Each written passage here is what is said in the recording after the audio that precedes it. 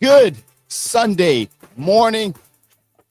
Good Super Bowl Sunday morning. This is the Hot Seat Podcast, Football Talk Live, Big Game Pregame Show. I'm your boy, Shawn alongside the storyteller and Earl. Oh, this is a great day. It's a great feeling. We apologize for our lateness, but hey, it happens. Super Bowl Sunday pregame, but it's the big game, you guys. And we are streaming live on Facebook, YouTube, and shortly on IG Live for the next 2 hours or so. We're going to give you guys some fun facts, unfiltered conversation. And in the first hour, we're actually going to do our mock draft.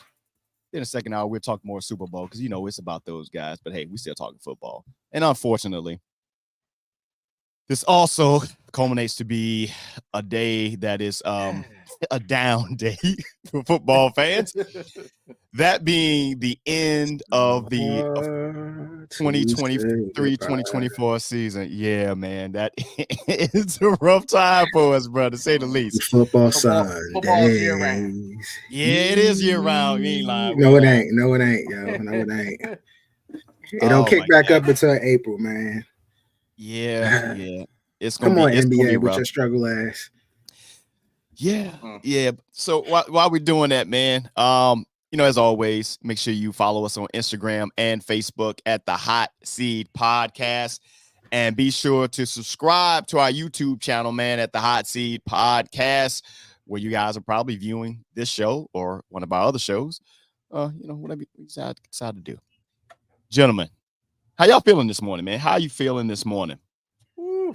Well, I was kind of telling y'all beforehand, a little sluggish, but I'm gonna be all right. Down in the DMV area, they just had their first Mardi Gras festival down at the wharf, and let's just say it was an event. It was a night. Feeling good, feeling like a continuation of last night. So, how that no hangover nothing this morning, right? No. The hurricanes were good, man. The hurricanes were good. That was good. I liked it. That's positive. Yeah. Y'all wonder what I'm doing. I'm inserting the link for the IG Live for these folks. Earl, what's going on with you? Feeling some time here, buddy. Okay, because you said insert. Okay. Everything is good. Busy morning. Mm-hmm. Busy morning. But I'm here waiting for the Super Bowl, trying to get some laundry done. And I gotta do a couple things for the missus before I step out. You're supposed to do all that Saturday, bro. You know what? You dropping the ball. Yeah, I know. But it ain't what I gotta do. It ain't gonna take long. Okay. You know what I'm saying? So it's not like because if that was the case, I would have did it yesterday. It takes about 10 minutes. I mean, for people that don't realize, honestly, the Super Bowl is an all-day event. It's an all-day event. It's an all-day event. So, when they ask you, hey, what time the Super Bowl come on? Oh, 6:30? All day. It's all day. I would say that's even more magnified if you're actually doing something at your house. Like if I was hosting something at my house, none of this would be getting done. Like I would have been up. I would have been getting my grill ready. If I was watching the inside or outside, regardless, all of that would have been ready. Actually, it would have started yesterday. Real talk. So then let me go into this. So my Super Bowl about a week ago was, hey, I'm gonna sit back, still cook up something, but kind of relax. That turned into talking to one of my boys and hey, what you got going on? Hey, you know what? If you want to slide through, come on, slide through. Turns into me walking the dog, seeing a neighbor. Hey, what you got going on? I mean, you want to come through, slide through. And then, those friends are friends with friends of the family. And then it's like, oh, shoot, did the kids talk? Oh, were they on Xbox and they spoke to each other? Oh, I got so-and-so. Oh, we weren't invited.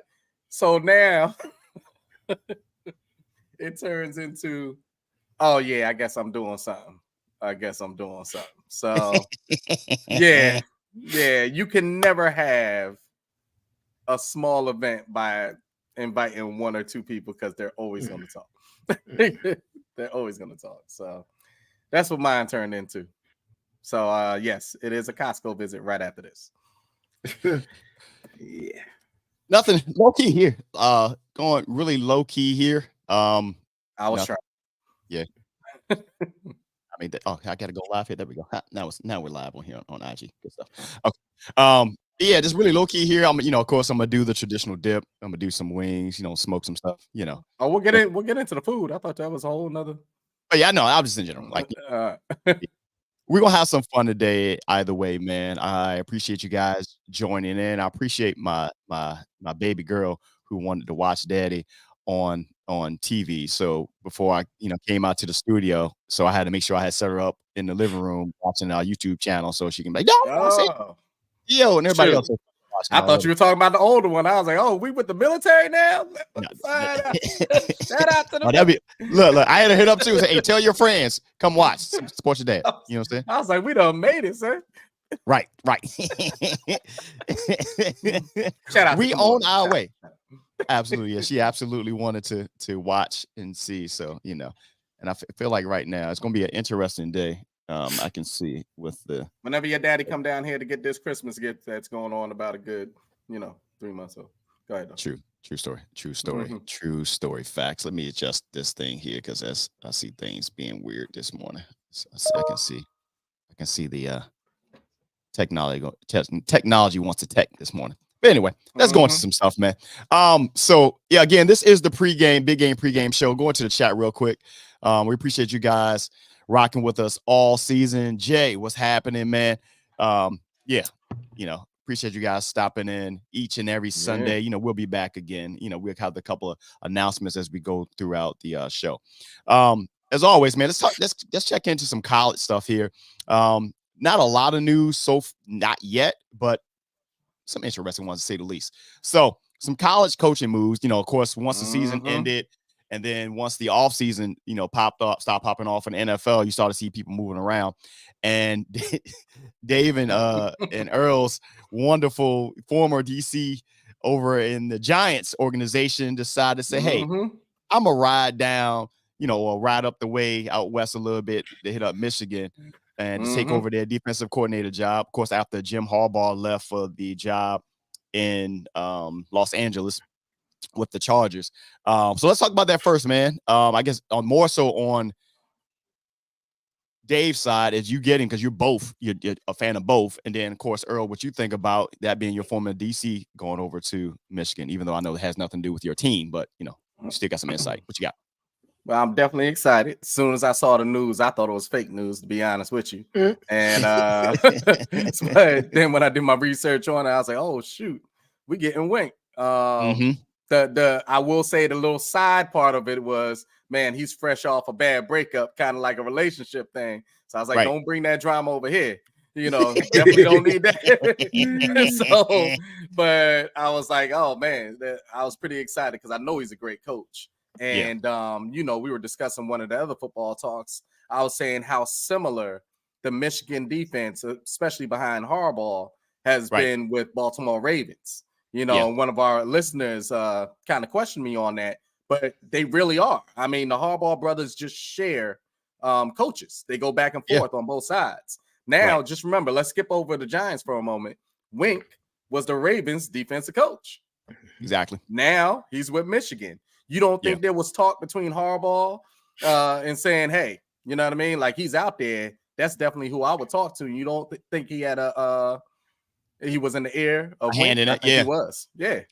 So, because when Harbaugh left, he kind of brought who he wanted with him. Everybody went with him. But So, I think there was definitely some talks back and forth. And both sides have been very successful in doing so. So, why stop now? One thing I caught from it is this. Last year, whether people realize it or not, I guess if you're really watching college football like that and know what you're watching, because you can watch the games and you can give your take on it, but not realize what you're watching. So one thing we talked about earlier in the year when watching Michigan, which I felt like for the longest time, they flew under the radar until they got to really, I want to say, to the Ohio State game and stuff like that, to where you really started to notice them, because, of course, a lot of the conversation centered around Georgia, Alabama. And, of course, you were still talking about Colorado. And then, of course, some of the other guys, Florida State, stuff like that. But then all of a sudden, Michigan come out of nowhere, it felt like. And then when you're, the offense was not really dynamic. They were a physical squad. But the defense is what was really getting getting that vibe. And then I watched a college analyst talk about it, not one of the ESPN guys, but one of the not so exposed folks. And I even noticed it myself. When teams went up against Michigan, they weren't playing up against, as far as scheme wise, the traditional college defense. One of the biggest frustrations watching Colorado, and we all agree that defense was not physical at all. They weren't really handling business. There's a lot of things that was missing with that, whether it's on the secondary, linebacker, yada yada. Michigan teams went up against them. It was like, bro, now you're not playing just a regular Big Ten defense. You are playing a NFL scheme, size, all that defense. And it showed every single Sunday. And it gave those college quarterbacks who weren't playing in a pro style system and didn't know what they were looking at fits. It really did give them fits. And, I think that's why a lot of people thought they was going to go in and get blown out through these games. And yeah, they didn't blow out Alabama, that game per se. It was a very close game. But now you had the big boys playing. And now with Wink going out there, we know what Wink track record is. He gonna blitz the shit out of you. And I feel like now that defense is going to be even better than it was the last 2 seasons, which is crazy because you guys have a lot of talent coming back. And then too, if anything, maybe after a couple of years, and if they're successful, you may see Wink eventually. And correct me if I'm wrong, I don't think he's had the role of being a head coach yet. And I think that's something that Wink Martindale really, really wants. And I think that is why, from what I can see, he's had his situations with John Harbaugh in Baltimore, and even more so more recently and a little bit more dramatic with Dayball. I think he's got to the point now, it's like, I want to lead a team my way, but it just hasn't happened. So perhaps this will be like the springboard for him potentially making his way back to the NFL if he has not rubbed people the wrong way. What you got on that, Earl? I mean, I'll say congratulations to him. I know it was going to be hard for him to go somewhere else in the NFL, but right. Because for a plethora of reasons, but I would just say mainly too, I think he's getting to the point of being almost blackballed because it's almost showing that he is the problem. Right. Yeah. True. Yeah. Other thing is a little interesting. College might make more sense because he was losing the locker room from the reports that we read, even to the point where like Xavier McKinney, which is one of our safeties, he was like, "I'm not signing back if not coming back. Yeah, I'm not coming back if right. he comes back." So, so that says a lot. But I think it's different when you're dealing with kids opposed to grown men. And that college transition might be a little bit better. But what I will say, if I'm Wink's manager, I would have to have a coming to Jesus conversation with him and say, "Listen, bro, this your last chance, bro. Because if you mess this up, you might be done." So I think I think it's a good look. I think the defense is going to be dope. Now, what I am a little interested in is seeing if Michigan is still going to be Michigan. Are the recruits going to still come there? Does this add a draw for Michigan, or does this deter Michigan? People too coming to Michigan, or like, are they coming there because of Michigan, because of the name, or Harbaugh leaving? Does that deter them and things of that nature? So that's what I'm gonna be interested in seeing. I agree. I definitely agree. So pivoting from Wink over to another head coaching hire that I'm sure that the presidents and the boosters and everything had to feel like, hey, we got to do something. And that was in Ohio State. They brought in former Oregon head coach He was also the former head coach over in Philly. He was also recently, I want to say, at UCLA, and he was more even recent than that. He was in line to potentially get to get the OC job here in Washington. That didn't pan out, but now they bring in Chip Kelly to Ohio State.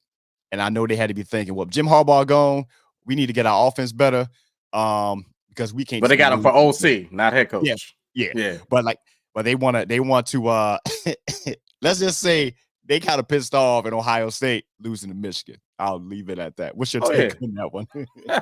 I mean, that's it. Both sides, their season is summed up by, but what did you do against the other team, meaning Michigan or Ohio State?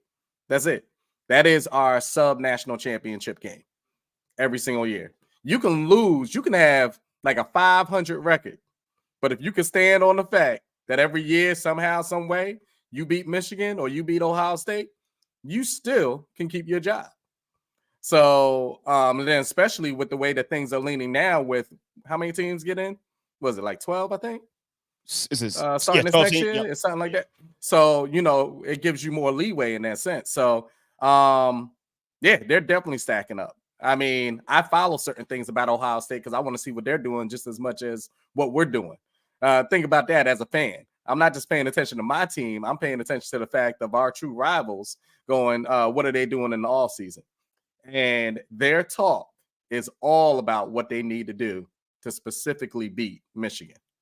So we'll see. We'll see how it goes. Yeah. What you got, Earl? No? Nothing? No. He ruckus. No, I mean, yeah, you're right. It's ruckus. It's ruckus every day, all day. And, secondary team right now, it's Colorado. Oh, got it. Fair enough. Good. Fair enough. What do we got? Let's check in the chat real quick on there. So yeah, right. They didn't get the big time transfers. That goes back to my question. Does Michigan lose its steam? And this is why it's also important for these universities and ADs to be like, listen, sometimes it ain't the school. Like Alabama is Alabama because of the coaches that was there, the programs that they was able to beat. It ain't the school no more if you don't have those figures there. If you didn't have a Nick Saban, if you don't have what's the legendary coach there? My God, what is his name? From Alabama. Oh. You just Alabama. I'm talking about prior. Way. Yeah, I know you talk about. Yeah, but the likes of those, you know what I'm saying? Like I think. But I'll go to what Eric just posted because I think you did misread what he was saying. He's saying that even with Harbaugh leaving, they were able to keep their people. Unlike Ohio State. Yeah. Gotcha. No, I misread it.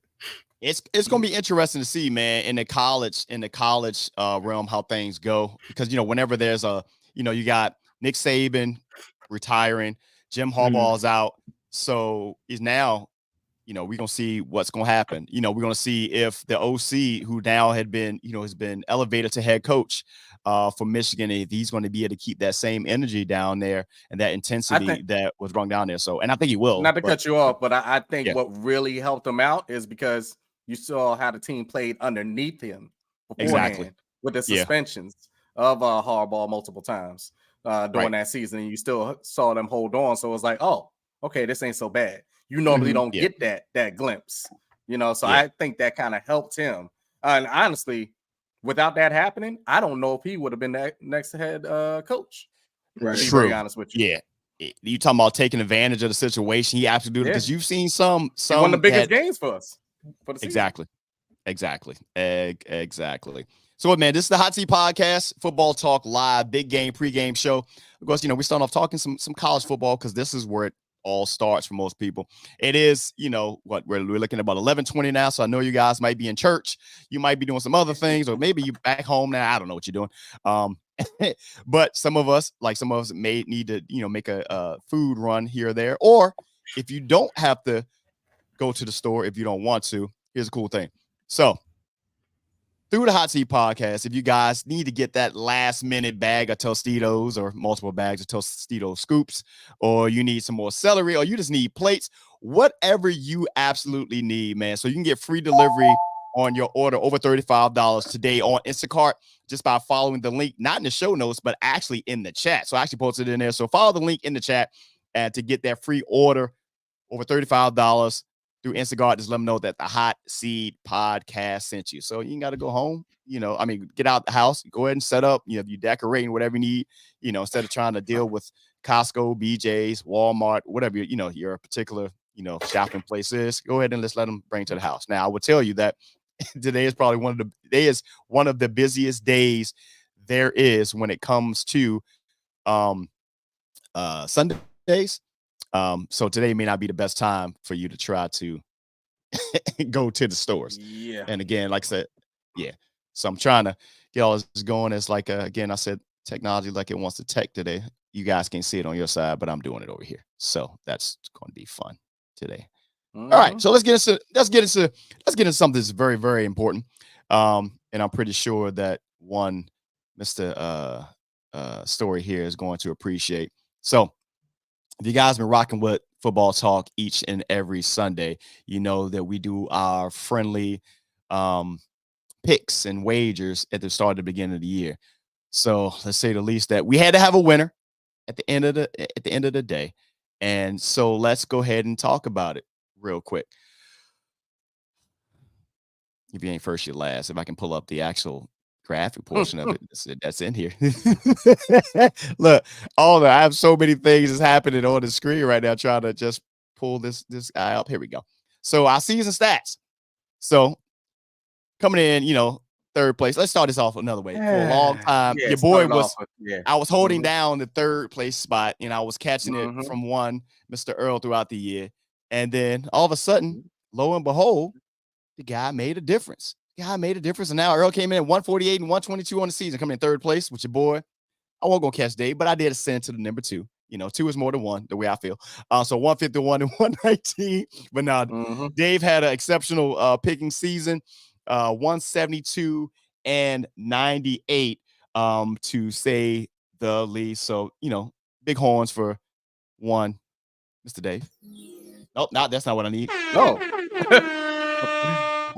I wish that would have correlated onto FanDuel rather than just Football Talk. But right, it would have been so much better, to say the least. But I will say, because the fellas know this, I've been sitting back with the winning proceeds and been trying to find a specific liquor, the La Portier, the Shay, through Club Shay. But I can't find it anywhere. So if anybody in the DMV area that's watching the show can find the La Portier Shea Cognac, please let me know. I will travel to Northern Virginia. I will shoot out to DC. I can't find it at my normal spots. So, Gary, that's for you if you're watching. Let me know if you can find that. You know what I mean? Not to make it sound like an alcoholic, but I'm just saying. I mean, that's what we're looking for. That's what we're looking for. That's what, that's the whole fun of the whole thing itself. We'll see. We can run it back. I would just say that the only reason why I'm not going to say I was going to take the first, but the only reason why Shawn came back is because the last 4 or 5 weeks I was just being aggressive, and I was picking picks that I knew wasn't going to win, but I was like, I got to be aggressive if I'm going to at least try to catch Dave. But whatever. You know what that sound like? You know what it sound like? It sound like excuses. I'm just saying. Always gotta have an excuse for something. Why can't you just take the L, bro? Why can't you just take the L? We both lost. Shoot, we both lost. I know, but why? You lost the worst. I'll just put it that way. You lost the worst. Why can't you just let me live in my glory, bro? Why can't you just shout out on the gaming side before I forget. On the gaming side, because we are all Xbox and gamers.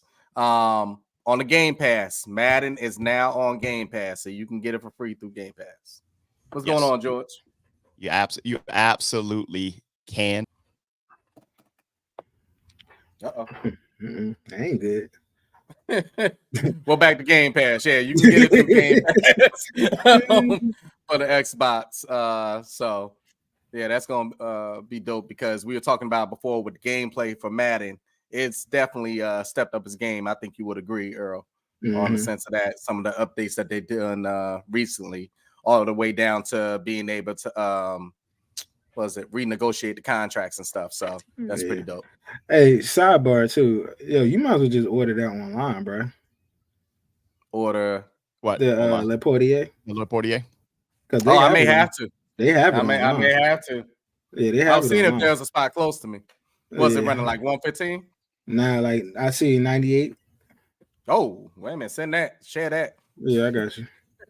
All right. You could get it by this one said you could get it by 213. Oh, okay. A lot of it's like pre-order for Valentine's. I like that. What is happening? What is happening over here? I don't know what's happening. I don't know. We making deals about look at that's what's happening. Yeah, I like that. I'm just looking as I'm doing this, like my there's so much happening on my side of the screen here. I see.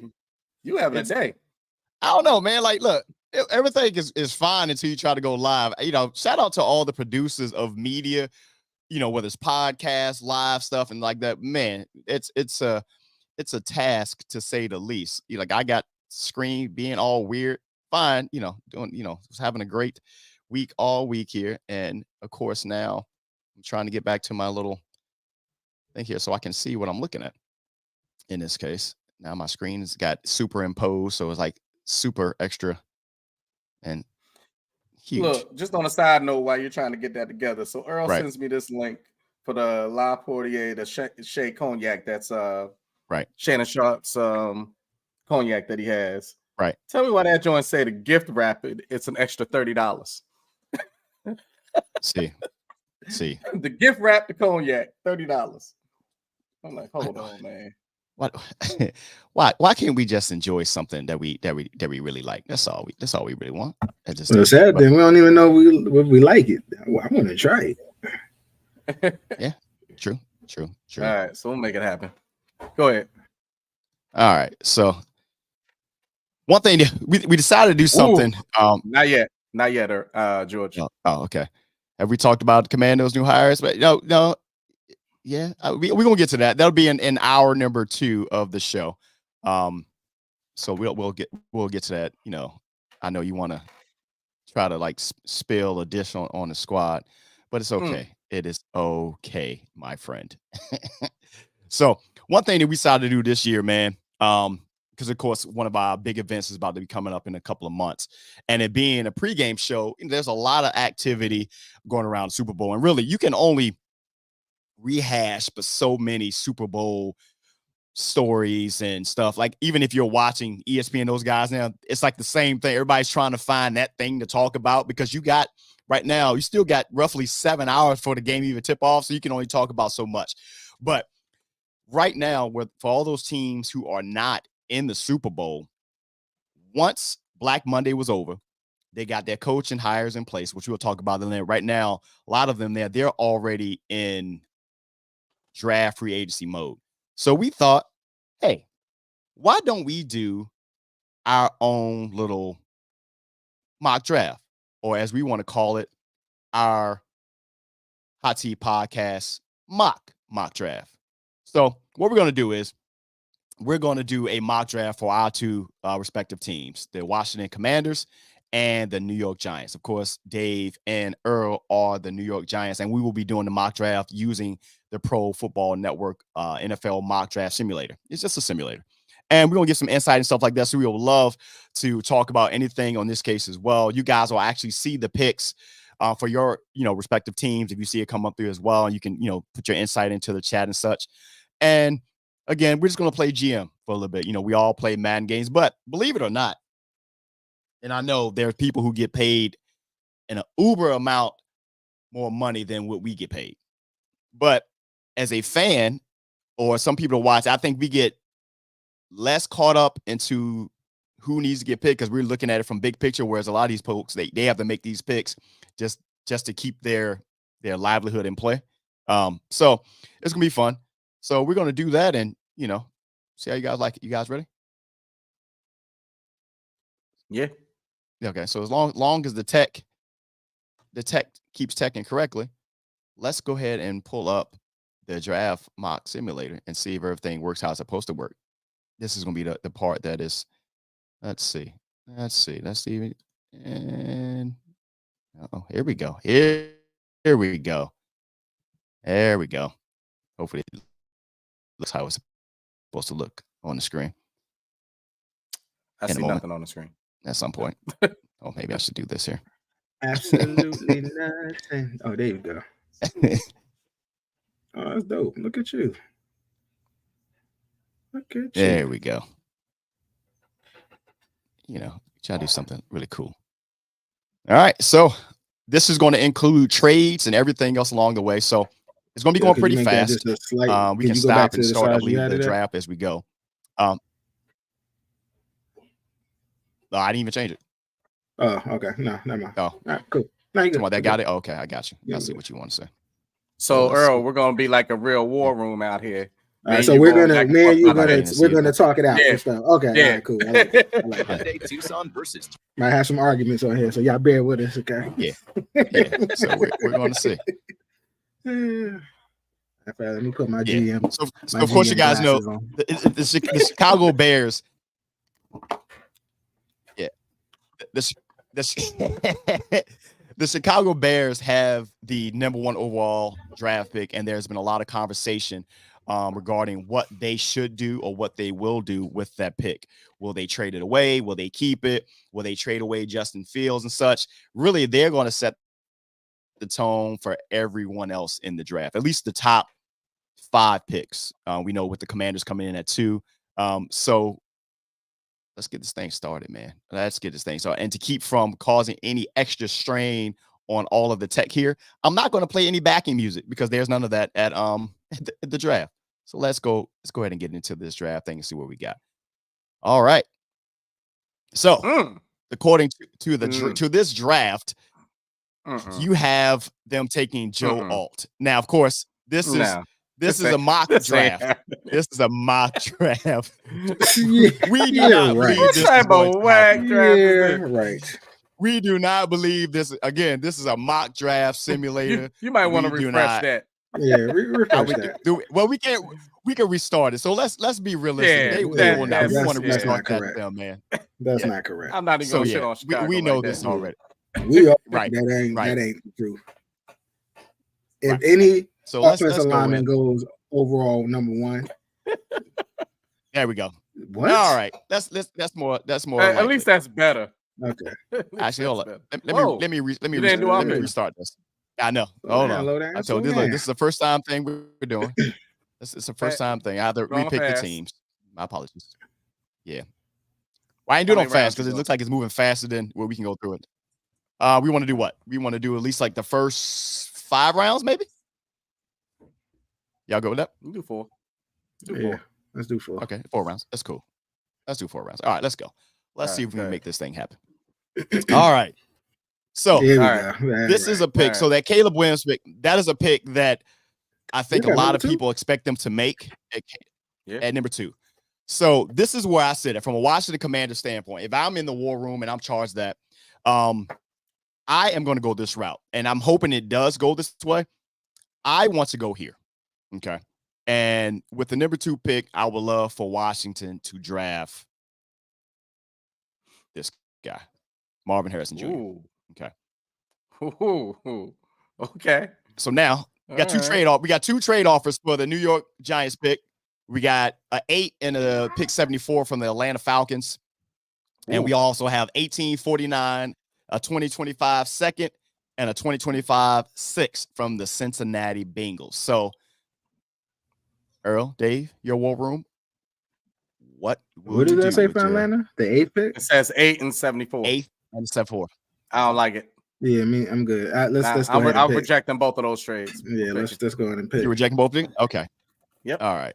So now that 6th overall pick, here we go. I know what you want. So we talked about this already. I think can we confirm that we're going wide receiver, right? Yes, but I do want to talk about one person. Okay, so what outside of a wide receiver, are you in the wide receiver ring or you're in a different? I'm in the wide receiver talk heavily. Okay, but I just want to run one thing by you, just to have conversation on it. Okay. I think in real life that if this scenario comes up, I think there's going to be heavy talk about Jaden Daniels. Oh, Jaden Daniels. I think there's going to be real heavy talk in that war room. Now, me personally, I know that we spoke offline that we would go Malik Neighbors with this. But I just think if I'm taking us out of it, fanhood and everything else like that, I think in our true war room in real life, I think that they're going to have heavy talk about Jaden Daniels. Let me ask you this. I disagree only because as much as, I mean, one, we don't draft black quarterbacks, especially not with a first round. Now that's true. That's not happening. That part is true. Second, and no disrespect to him, I don't think he's a 6 pick in my game opinion. Changer like that. Yeah, he's not that individual. I honestly think that there's better quarterbacks a little bit later. Like I think Phoenix is better than him. So Penix Jr. Yep. I mean, yeah, Penix. That's it. Penix. Penix. So with that being said, I don't think that he will be in the conversation, not him. If there is a quarterback in the conversation and it went like this, it wouldn't be him, in my opinion. Do you think, let me throw something else on the flip side that's up there that's getting a lot of talk through other people's mock drafts? What about the tackle? So I think, honestly, let's look at the last 5 or 6 years, right? We drafted 3 offensive linemen in the last 5 to 6 years, right? We had Thomas, who is shown to be good, just no injury prone. We had Neal, who he hasn't had good showings, but you know what? I'll give him a little bit of benefit of the doubt because he's been moved around a lot. But he may get moved to guard this year. He may get moved again. And then we got Smith. So I think Smith is good. You know, again, he was a little banged up, but I think he's good. So I'm cool with our left tackle. I'm cool with our center. Do I want to use another offensive lineman as a first round pick? Absolutely not. Because I honestly feel like you can get a lot of your offensive line gems don't necessarily come in the first round. Like a lot of our top linemen that are in the league right now, they didn't come in the first round. You know, so let's do this so we don't spend so much time on it. So just to let you know, Shawn, we come to agreement on the fact of we're going Malik Neighbors. Yes, we're going Malik Neighbors. All right. Yep. You only got 3 minutes. Well, we ain't take 3 minutes. There you go. Malik Neighbors. Malik Neighbors. Welcome to I don't even know. I went something. There we go. Yeah, Malik Neighbors going number 6 in the Hot Seat Podcast mock draft. So he's going through. And he's letting it simulate through in this case now. Now, of course, if you guys see, let some of these quarterbacks for Washington, right? Washington. You know, the weird thing is they have Washington. Their team needs linebacker, running back, guard, edge, wide receiver. So I think we by this draft pick, we solidify one of the wide receiver needs. So with that being said, Shawn, you don't think QB should be up there in your needs? I think it's one of those things where it's Hyundai Santa Fe versus Subaru Outback. Yep, that's Santa Fe. Look what Santa Fe has and what Outback.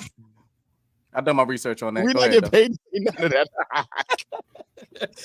that. It is, but I think this is the thing, and this is why there's so much onus putting on, hey, go get a quarterback to change your franchise. But if it was one thing where we just needed a quarterback and everything else was stable, then I'll be like, okay, if you watch the Commanders play this year, we got holes everywhere because of the poor drafts in the past. Like we do have some skilled players, but as we both know, our offensive line, our interior line, some of that's your fault. Y'all let some of them go, but whatever. No, one is telling you thank you right now because he's playing today. They created room. Yeah, they created a lot of room though. Yeah. They got a lot of salary cap and stuff like that. So, but I think when you talk about generational talent, if Caleb Williams does go to Chicago, either one at 2, I want them to take Marvin Harrison Jr. if he's available there. I think he's just going to he is going to be a great transition from after Terry is not there. You're gonna have a disgruntled wide receiver, and I don't think so. I don't think so because if you go with Marvin Harrison Jr. and you put him on the other side where you have Terry on the other side, because remember, a lot of games Terry is getting doubled and stuff like that, and he's only I think 28, 29, and he's already put up 1,000 yards every season he's been in the league with a poor quarterback play, and poor receiver play on the other side.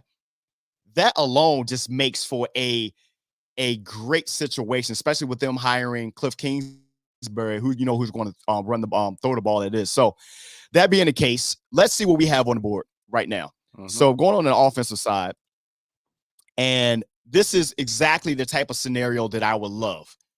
So yes, we need a quarterback, and I don't think unless someone do something drastic that he's going to be there. But a la them trading back into the first round, but I don't think we have to do it here. I think their second pick, which would be in round 2, the 36th pick, I think this should be the pick they should make. And I've been high on this kid for the longest time, and that is Michael Penix Jr. Okay. I like that pick if it happened. So you got something. I like that pick. So you go into the offseason. They still have Sam Howell, and I know how people feel about Sam Howell, but what you allow in this case to do, you get a offensive coordinator in Kingsbury and Brian Johnson, who is they're going to be that pass game a la quarterback coach to actually tutor Sam Howell to get them to the offense. And 2, you may allow Michael Penix to sit for at least that first half of the season for him to learn and get acclimated to it. And I think it's going to be a win-win situation for everybody if it goes that route. Now, we're into the Giants. Their second pick at number 39. Again, you guys have a trade offer. You have number 62, 93 in this year's draft. I ain't giving the Ravens shit. Oh, no. But you also have a trade from the Dallas Cowboys at 50. You must be out your goddamn mind. Absolutely. We're going to reject. Sorry, George. We're going to reject all of that. You and Eric can kick rocks on this one. We ain't trading that. Oh, my God. Just off of principle. So we're going to reject that. And we're going to let you guys, that war room, go with the pick. By the way, both of those second-round picks that each team would have gave us, they would have sucked. Because both of them going to have good records. So, nah. Could you go to the tight ends real quick? Where do you guys go? You want to go to the tight ends? Okay, let's go into the tight ends. Who we got. There we go. Bowers is gone, right? Oh, heck. Yeah, he's gone. He went in the first round. He went in the first round. And go to wide receivers real quick. You want a wide receiver portion then? Okay. It's hard. It's my bad. It's just hard to see on your. Oh, my bad. You got Leggett as the top one up there. All right, and then go to QBs real quick. Okay. What do you got? Switch to QBs. He already did. You did? I did. It might have been like a little bit delay on your side. All right, Dave. What we thinking? We Could know. You go overall for a second? Yeah. Yeah. Oh, there you go. All right. Who is that guy at the top? Leonard Taylor out of Miami. The U. I can't see. It's like man. I see. You got them glasses on too, but you still because that's why I was saying make it bigger because it's small. Like, I'm sorry. I can't. Well, I can't get any bigger than what it is now. Can you scroll down a little bit on there on all? No. Scroll down. I can make it look big for you. Yeah. Hold on. I'm trying to get to that. Yeah. There we go. No. Oh, no. Wow. You're good right there. There we go. Yeah, I'm trying to get to the little scroll aspect. Use your down button. Well, that's what I'm doing, but it's not. Let me scroll to the other players. It's really weird. So what you thinking? I mean, what position are we looking at? That's the question. I mean, there's going to be a couple out there. If there's a real good guard out there, but I think we can get that in the 3rd or 4th round. I mean, I like the kid from Michigan, but he's a center, so we don't need a center.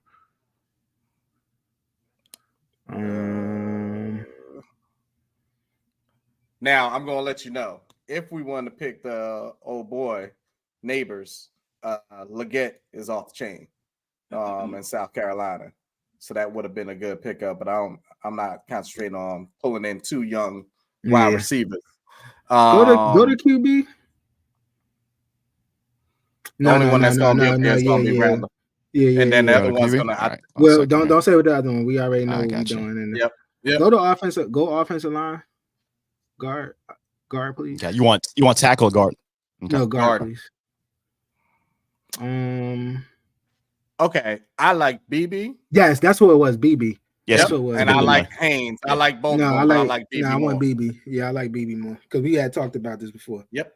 So BB, we're gonna go BB. You agreeing with that? You gonna go BB? Yep, I'm in agreement. Okay. BB. I like it. So Cooper BB. So this is where it gets fun. So of course, Washington has quite a few picks, man, in just the top 100 alone. We got an offer here, as you can see, from the Green Bay Packers at 41 and picking up their 250th pick, which is going to be in their late round.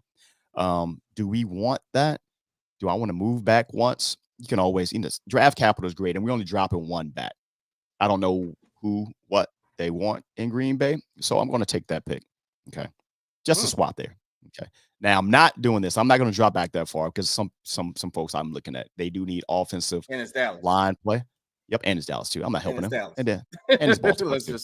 So we're gonna reject both of those. Okay. So just like you guys, at this point now, I've got my wide receiver, generational talent. I got my future starting quarterback and Michael Penix. And there's 2 positions that are very important. One is being tight end and one is offensive line. And I absolutely believe that they need offensive line play in this case. The interior line is one that I think is very, very important for them because that rush up the middle is serious. And I've seen so many of them get beat. I believe in building your line inside out, but that's just me. I know you need a quality tackle, but I think that may be something that they address in the off season. They will get it here. But for the sake of everything that I've been looking at recently, okay, I am going to go in this case with a guard in this case. And who am I going with in this guard play? I am going to go with Brandon Coleman out of TCU. All right. Could you go to QB, please? Nope. Yep. Reject now that. you guys do have some trade offers. No. Reject that. All right. Reject that. Nope. Reject both of them. I think I can speak for both of us on it. Yep. Could you go to QB for a second? QB? Okay, there we go. Okay. And bang, bang. Yeah. Still there. All right. So we're on the same page. Wait pick? on that for a second. Let's wait on it. I think I'll be there. Okay. So let's go defense wise. I think corner. Yeah. Either corner or safety. Can you go to one of those? Sure. Yep. Corner or safety. I got you. Want to go safety first? Yeah. What is the kid that I had? What school was he at? He is out of Maryland, USC, Georgia. Go to cornerback for a second. Gotcha.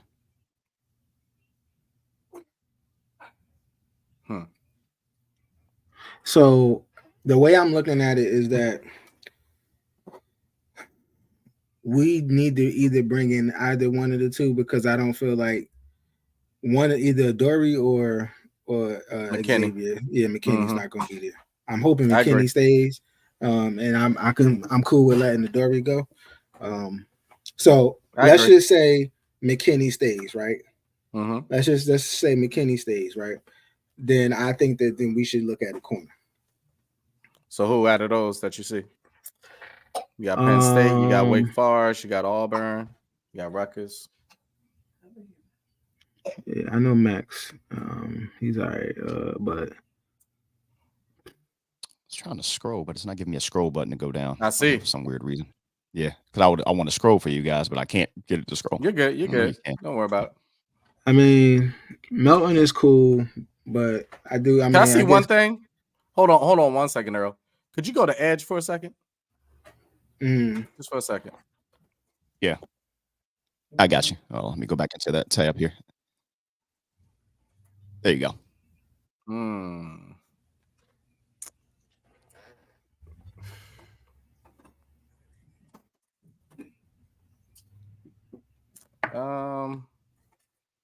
Doorless.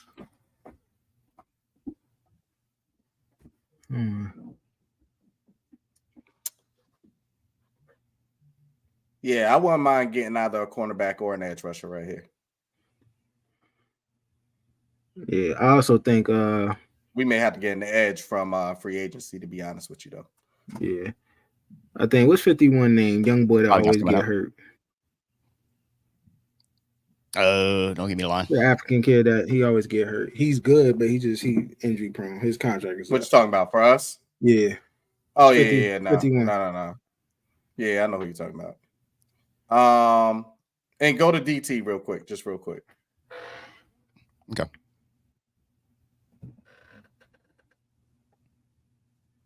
All right, it's up to you, Earl.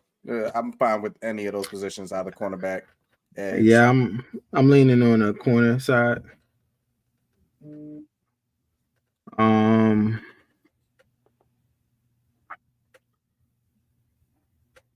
30 seconds and count. Let's just do Caitlin there. All right. I got you. Good. Did you press it? I guess I could have pulled this up before. Hold on 1 second. No, you fine. Did you press it? Why is everything just popping up? Well, I'm trying to press it. We only got. Okay. Yeah, I got it. No, I had a window pop up out of nowhere. All right. You said you didn't say Carson? I didn't pick that. Did it select about? Yes, you did. Oh, no. Caitlin King still up there. Oh, God. Oh, man. Don't worry about it. We know. But yeah, we did. My apologies. That's not me intentionally. That was like. Don't worry. We know our fourth pick as long as we do. I got you. All right. Okay. A lot. Like I said, the Commanders. A lot of holes, man. A lot of holes. They fill out. I think they are going to fill out some things from the free agency, but Adam Peters, man, coming from San Fran and prior to that being with Denver and also New England, a lot of draft knowledge and scouting players, to say the least. Okay.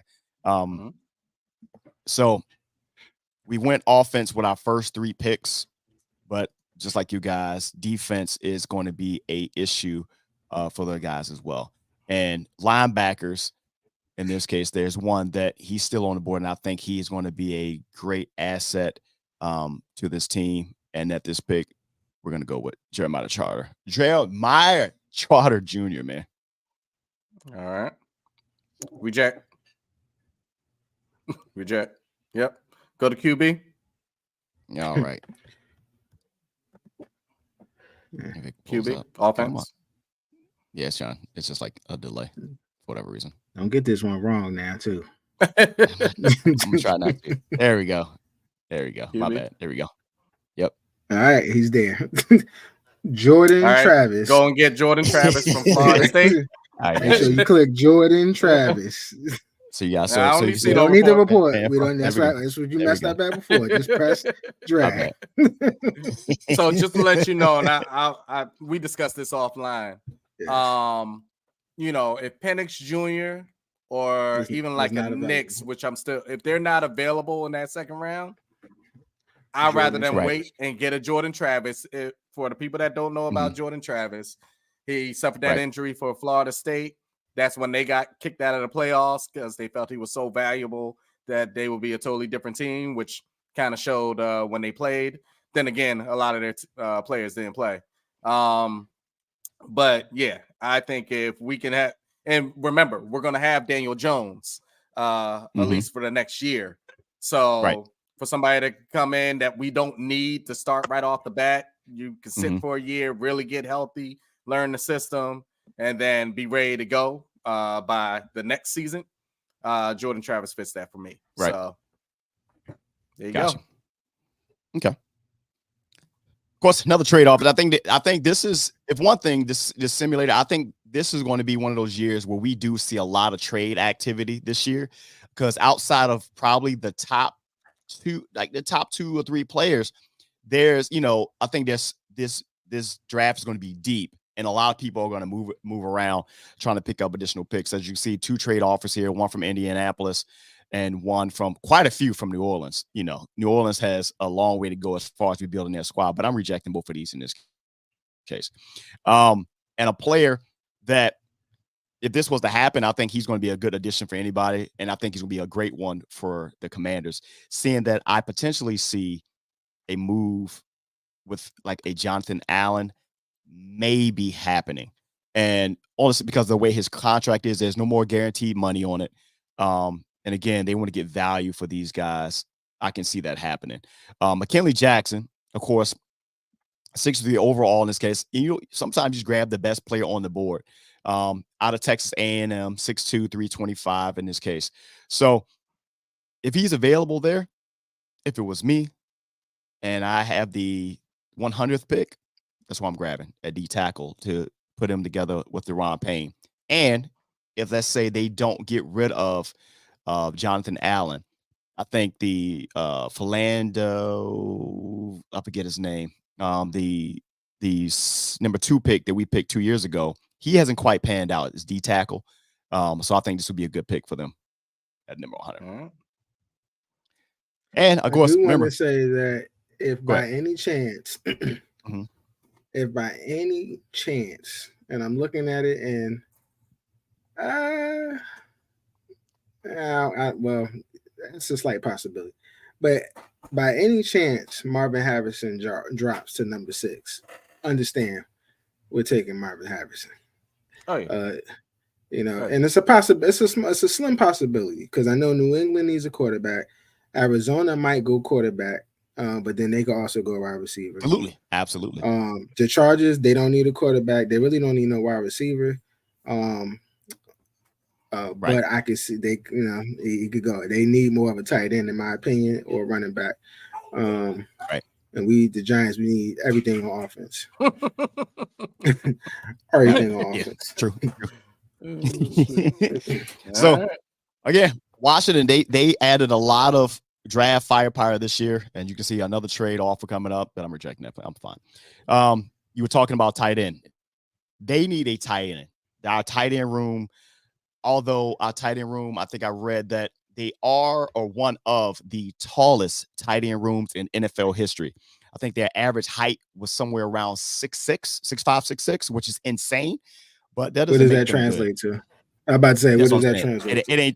It should translate to a red zone, nightmare mismatch. For yeah.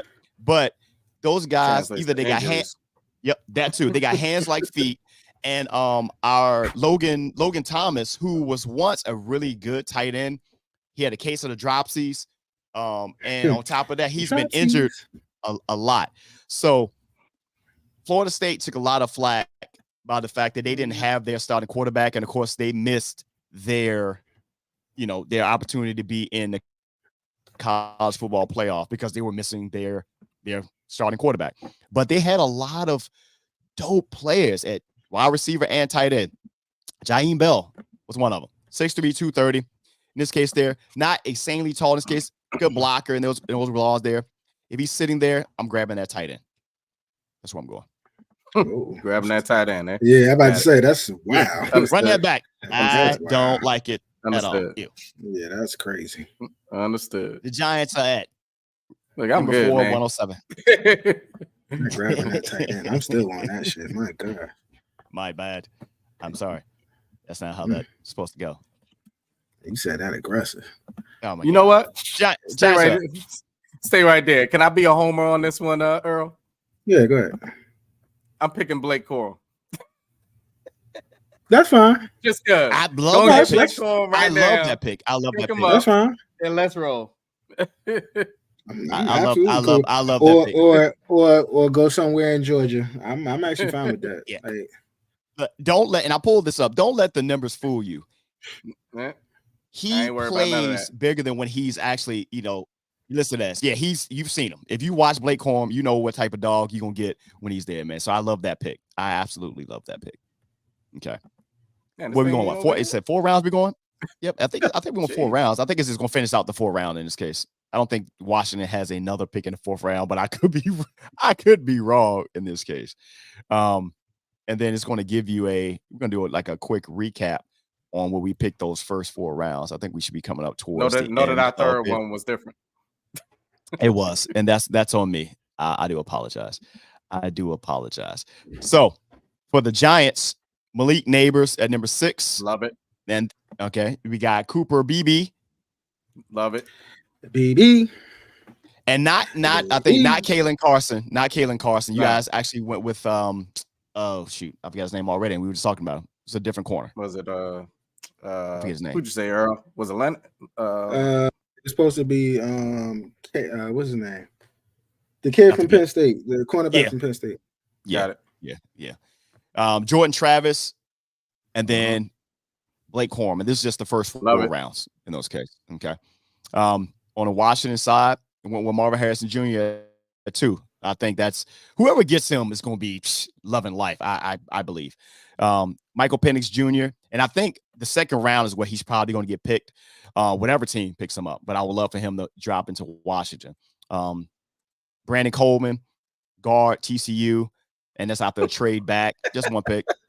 I'm looking at Gary's comment. I'm sorry. No, what did he say? Jeremiah Trotter, linebacker out of Clemson. McKinley Jackson, Texas A&M, and Jaheim Bell. In this case, what do you pull up? Let me see. What do we got pull up? You know. Oh. Will it let you see the whole first round? Just the first round is picks. I just want to see what other people's teams. Let's see. Yeah, it'll show you though. Okay. Yeah, I'll show you right here. Oh, let me see. Hold on. Let me bring that up real quick. Who did like for some of the people? Happening. Who did the Ravens pick? The first round: Caleb Williams, Marvin Harrison Jr. Oh, the Ravens have a pick. The Ravens in the round. Which round we want? No, just first round. Oh, there you go.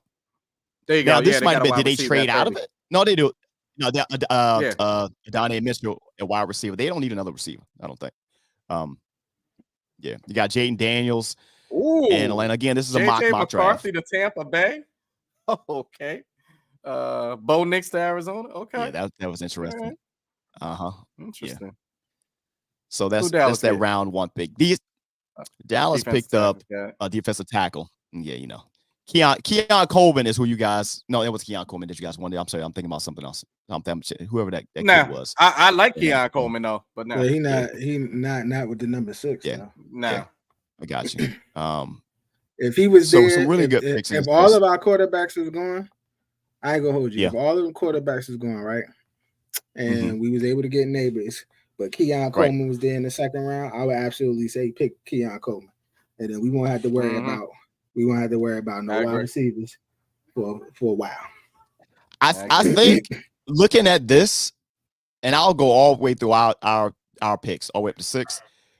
This could be a reality right here. With Caleb Williams going to Chicago, I think Washington, unless they trade out of that pick, but I don't think they will be dumb enough to trade out of that pick because I don't think they're going to pick Drake May at 2. I don't even think they're going to pick Caleb Williams if he's there. As long as Drake May does not drop to number 6 and the Giants pick him up, because that's their MO. I would cry.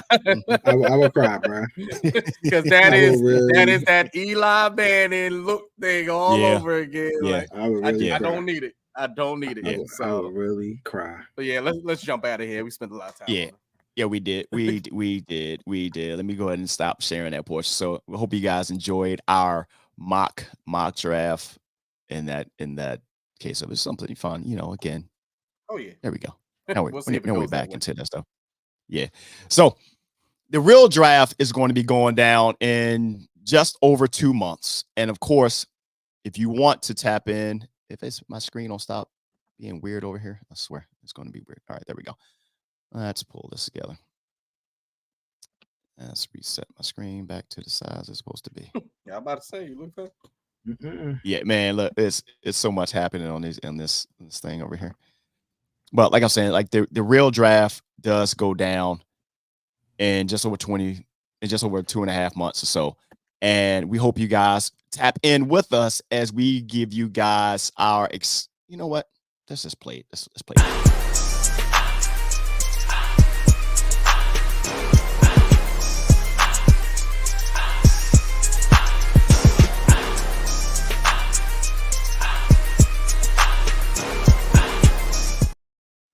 Yeah. Okay. April 25th, the Hot Seat Podcast NFL Draft Watchcast 2024.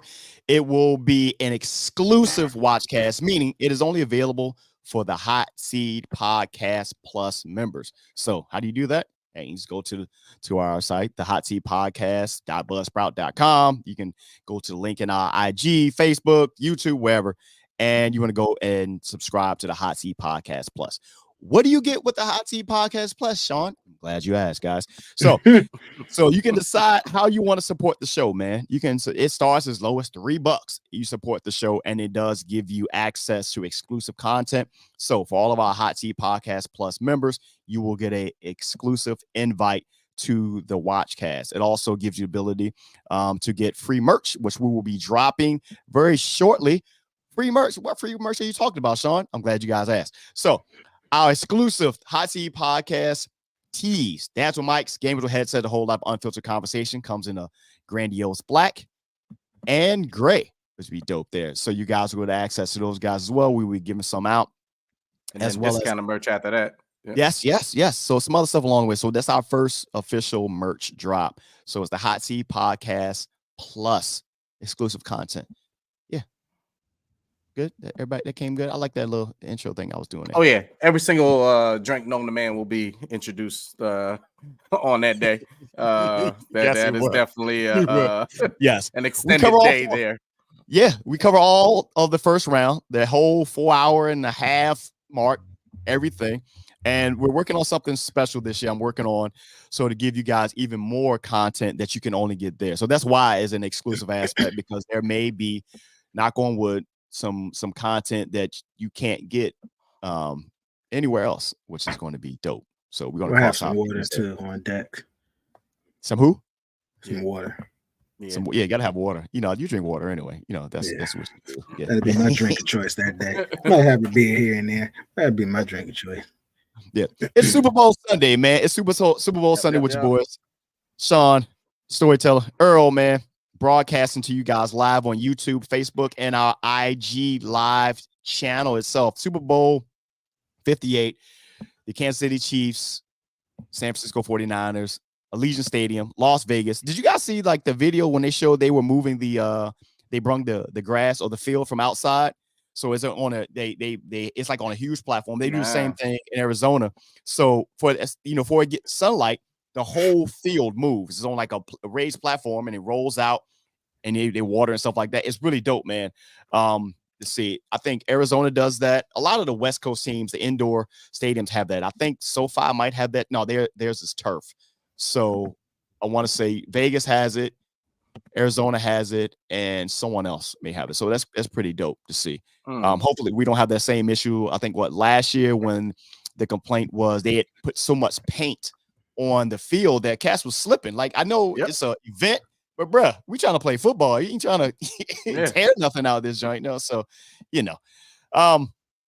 so let's get into some Super Bowl talk. Because I know this is what you guys came here for. So what do you guys want to? What do you want to go with? What do you want to go with first, Dave? We want to talk about some stuff leading up to it, some of the awards. Yeah, that's fine. Yeah. Let's go there. So, did you guys tap into the NFL honors the other night? And that gave out the NFL MVP, Comeback Player of the Year, Offensive Player of the Year, Defensive Player of the Year, and of course, both offensive and defensive rookies of the year, as well as the assistant coach of the year. So you guys can see at the tick at the bottom, as expected by many, the one, the only Baltimore Ravens quarterback Lamar Jackson did win his second MVP trophy. It was not unanimous. He got 49 first place votes, and he got 1 third place vote.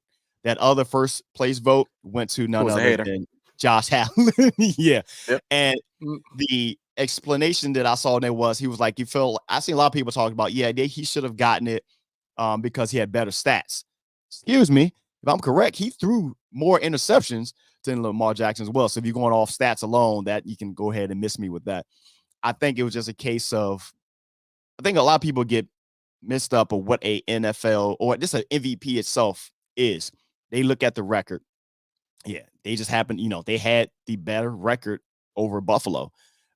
Most valuable player. In my opinion, the most valuable player is the one that affects every aspect of the team. Every aspect of the team. And also affects how the team, other teams that are playing against them, how they're affected. Outside of Patrick Mahomes, and maybe a little bit more than that, Lamar Jackson being the most valuable player, this is almost along the lines of the whole Jordan thing. Bro, look, you take him off and it's a wrap. But you can say the same thing for Patrick, but Lamar did have a better season overall this year. Josh Allen, I think, they want Josh, people want Josh Allen to be that guy, but I didn't think he was MVP this year. That was just me. What you think? I totally agree. I'm glad you broke down the fact of MVP, because a lot of people get away from the fact of what it stands for. Most valuable player.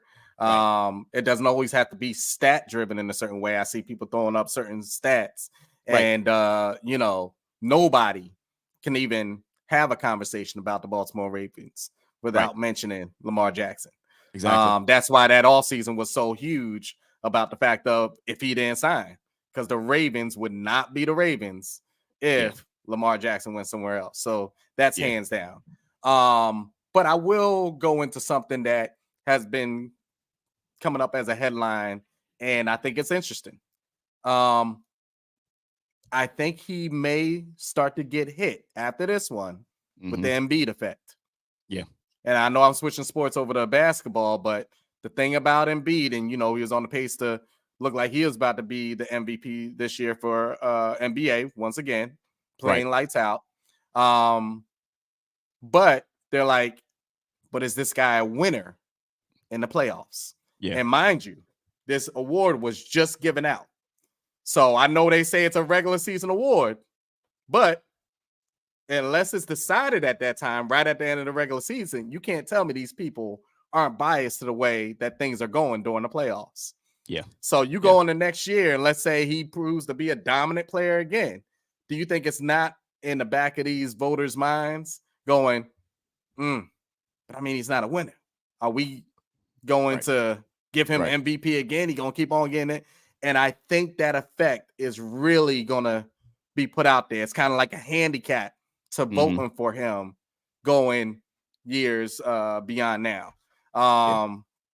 So, I think it's going to get real tricky for him on the MVP. I know if he had to decide between MVP and winning a championship, there's not even a discussion. So you can take all those MVPs and throw them where you want to and just give me the fact of winning that championship. So I think that's the key thing there. But I think he will go into a handicap from now on. He was already dealing with one just because of who he is. But I think it's going to be a lot deeper because of that effect. So, and just to your point about the stat wise, look at the stats. He led the team in rushing as well. Yep. If you get no. So you talk about valuable. He led them.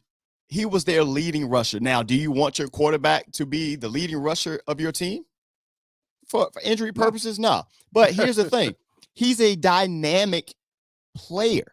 And to add to what you were saying is like if he has this same type of performance next year where he's dominant in the regular season and then there's a letdown in the playoffs is what we saw. We clearly saw it was a combination of Lamar and the offense itself. You can be like, those MVPs don't mean anything, but him being so dynamic, it's gotten to the point now is, look, I don't give a damn if his stat line in the playoffs is 12 yards passing, 150 rushing. Damn it, just win. I don't care how you win, just win. Don't try to prove nobody wrong. You've already proved every naysayer, every naysayer wrong that said you were nothing more than a glorified running back who's playing the quarterback position or whatever. Bruh, look, in that one game, he also showed for the people like you should be a wide receiver. He showed you I can be that by catching his own pass. And I thought he was going to take it to the house. I think everybody watching that play was like, bruh, run. Just run the ball. But for everybody who thinks he's a running quarterback, go watch tape on Lamar going back to high school. Lamar Jackson, and this is the thing that separates him and Vic, Lamar Jackson never really was that running quarterback. What I mean by this, he rather pass. And what happened was when you see him in the pocket for 8, 9, 10, 12, a half an hour, that was kind of to his detriment because he always wanted to make that pass. Something has to click in the offseason to where it's like, hey, scramble when you have to scramble. Go get those yards when they need to be done. And at the end of the day, know that, look, ain't nobody in that field who can touch you. If it ain't there, bro, run. I don't give a damn how we win the Super Bowl. Just let it be that I'm going all out and let the cards, fall where they may. Fall where they may. Yeah. You know what I'm saying? I think he just got to he just can't play scared. Just go out there, man. Because don't make it difficult on yourself. Yeah. Yeah. This is the first one I could say, like, yo, you cost him the game. I ain't gonna hold you. Like I was disappointed in his play. And everything was set up for them to win. Like they didn't score in the second. KC didn't score in the second half, correct? Yeah, they didn't. You know what I'm saying? Didn't. But stupid penalties. He had a lot of ample opportunities to run, and I'm just like, you didn't take it. Even the one where he was on 3rd and 1 or 4th and 1, and he actually ran it. And if he'd have stayed, he was going outside, but he does something like he stops and like tries to cut in, and then like kind of like gives up on the run. And I'm like, yo, if you'd have kept running. I ain't gonna say you to score, but you'd have added on got the first 20 down. yards. Yeah, he got the first down, but he'd have put them in the red zone. No, I'm saying there were ones that were like 3rd and 1, 3rd and 2. Oh yeah. That he easily would have had the first down. I think at that point, and I hate to say it like this, please pardon me, but yo, fam, you got paid already, dog. The only thing that's submitting you now and with some respect in history is you got to get that Super Bowl, dog. Yeah. So it's like at that point you got to play like it's your last. You only need one. You just got to play like it's your last, dog. That was the moment that he did not show his value. If anything, he did not show his value to the game.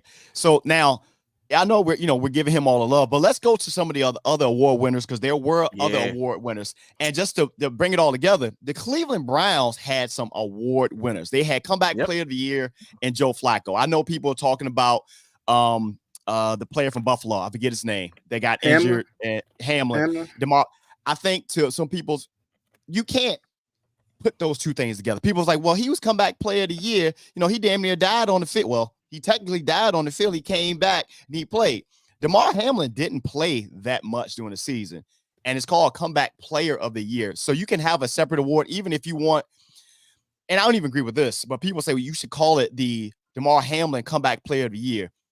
I don't know, as a recipient, you want to be the person who gets that award and is named by a person who died on the field technically, and now you're getting it. It doesn't mesh right. But I think that culminates a lot of different things, like comeback. Yeah, I got you. I think you're looking at it from the standpoints of performance. Like either you had a bad year, you the next year you did your thing, or just the fact that I could say that you damn near losing your life to people not even thinking that you could play football again. So you coming on there and playing. Like, he wasn't in the rotation, but he was playing. He's playing special teams. That's what they had him playing a lot.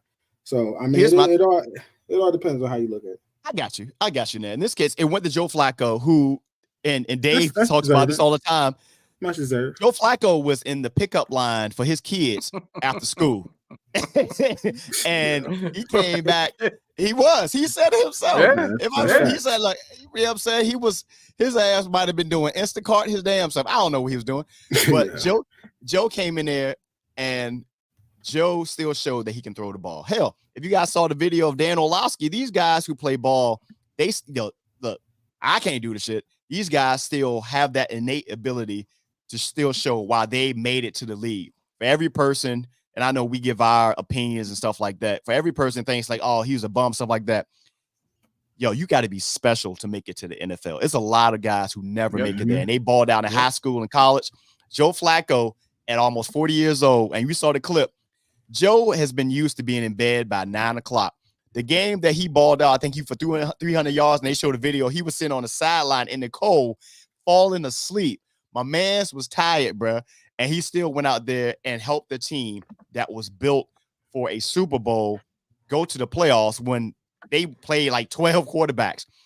You got him getting comeback player of the year. Outside of Christian McCaffrey, rightfully so, getting offensive player of the year in San Francisco, you had the coach of the year in Kevin Stefanski of the Cleveland Browns getting that award. The defensive coordinator. Hold on. Go ahead. We can't glance over this part. We're not. So Stefanski getting the coach of the year. And, I understand it. You lost your starting quarterback. Your overpaid guy. But at the same time, you were coming into a season that, the Browns, I think everybody was like, okay, the Browns can compete, you know. On the flip side, nobody was thinking about the Texans. No. At all. At all. And you got down to the end of the season and nobody wanted to see the Texans. True. Going into those playoffs. I mean, yes, they ultimately got beat, but nobody wanted to see them. And that is a huge round of applause for DeMeco Ryans. I mean, stellar coaching down there. Even when you break down some of these players, knowing them now, but if you go back to the beginning of the season, there's no way that you were sitting back going, oh yeah, this is about to be a hell of a season for the Texans. That's the only thing that kind of rubs me in a certain type of way, but I'll get your takes on it. This is why I think this is from a coaching standpoint, and why I think coaching is so important. And again, you're right. You're right what you're saying about DeMeco. No one expected anything when he coached those guys up. The reason I don't have a problem with the Kevin Stefanski Coach of the Year aspect, and then of course Jim Schwartz being the defensive coordinator, getting the assistant Coach of the Year title. These guys had imagine you have a team that you should be competing for a Super Bowl, and all these guys are highly paid. And you got a quarterback, they got a fully guaranteed contract. And then you got a bunch of guys who play like DTR, and I forget the other guys they playing out there. And the one reason, and you coach these guys into believing, or them in them thinking, and we not gonna quit. We're not. You had them buy in to we are not gonna quit, despite whoever our quarterback is. Because I thought for a minute that Cleveland was just going to implode and be like, look, bro, look, these quarterbacks are trash. We out there, we can't score, this, that, and the other. And they did what a coach should do. They had them buy in to believe in, hey, we can still compete, even though we don't have a quarterback, which they don't. Then they brought Joe Flacco in, and you heard everything was about Joe. And then they still competed with it. Now it all came falling down at the end because Joe was Joe. And the defense, I think they just got burnt out at that point, bro. It's like, we've been carrying y'all motherfuckers all season. But again, it's an argument either way. But they did because you got their defensive player of the year being none other than Myles Garrett, which we talked about during the season. He practically won at least 3 or 4 games by his damn self. Oh, facts. Right. So the fact that they had such pride in doing so when the season could have been lost. Once you lost your starting quarterback, then your backup, then you're back up to the backup, then now you backing up to the water boy. After a while, the backup and the backup to the what I'm saying? They lost their running back too. So I forgot about that. That's true. I forgot about that, man. And then those guys, and you played they still had Ford who was pretty decent and Hunt, but so they kind of got a 3-headed monster over there. It's kind of, sure. Go ahead. Yeah. Cleveland. This is what I like about blue collar teams, because you can't. I just didn't see. I just want to say this while you're saying it. Yeah. I just didn't see all those players. See how we're running down a list? I got you. Houston didn't have it to me. I got you. Go ahead. I got you. I feel like they did. They just got injured. Like they did have some guys, and they get injured. They did have some injuries. Because if you think about it like this, right? Houston actually had a pretty decent offense. They had Schultz as a tight end, who was good. Mm-hmm. They had Tank Dell. Remember, he got injured. They had but were you screaming about Tank Dell before the season? Yeah, he was kicking up. Tank Dell was before the season. No, you get what I mean? Like, you're knowing these names now. We're better, Earl. But we're better. So we know the people that we look at now. But at the beginning of the season, you weren't. At the beginning of the season, he was kicking up. The problem is, listen, I'm guaranteed. I can guarantee you. At the beginning of the season, he was kicking up. The thing was, a lot of people didn't know about him. Like, That's but he was consistent from season from. I got you. That's all I'm saying. Yeah, we didn't know about him. I'm saying the forecast of the team. Oh, nah. You weren't sitting back going, Tank Dell's about to kill this junk. Yeah, you didn't know. I got you. They did a hell of a job, man. They did a hell of a job, and salute to all those award winners, man.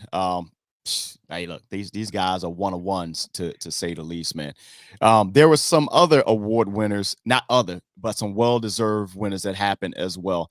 I don't have a big transition between those, but since this is the big game pregame show, of course we got about 6 hours before the big game happened. Let's talk about a quick, transition from one thing to another to kind of keep it fresh. Some Super Bowl fun facts, or as we call some big game fun facts. And we'll get into the food thing later, but something we talked about on the pod. And we're talking about the fact that the day after the Super Bowl should be a national holiday. It should be. We feel like it should be a national holiday. And so much so that I believe there's quite a few people who think the same thing. So did you guys know? And I found this absolutely hilarious. Our first big game fun fact: 6.1 million U.S. employees to miss work after Super Bowl Sunday. That's according to HR Grapevine USA. So 6 million people was like, bro, I'm calling out because I just don't feel good. I got a flat tire. You know what I'm saying? I got the flu. I got RSV. Fuck, I still got COVID from 2020, but I can't come in. You better not say you got COVID because they still gonna tell you to come in. Put a mask on. Just put a mask on. But you know what? COVID excuse is valid, because if you're going to a party, you're like, all right, I was with somebody tested positive over there.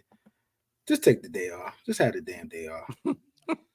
I mean, I ain't gonna lie, I would have put in a day, but I work from home on Monday, so it worked out.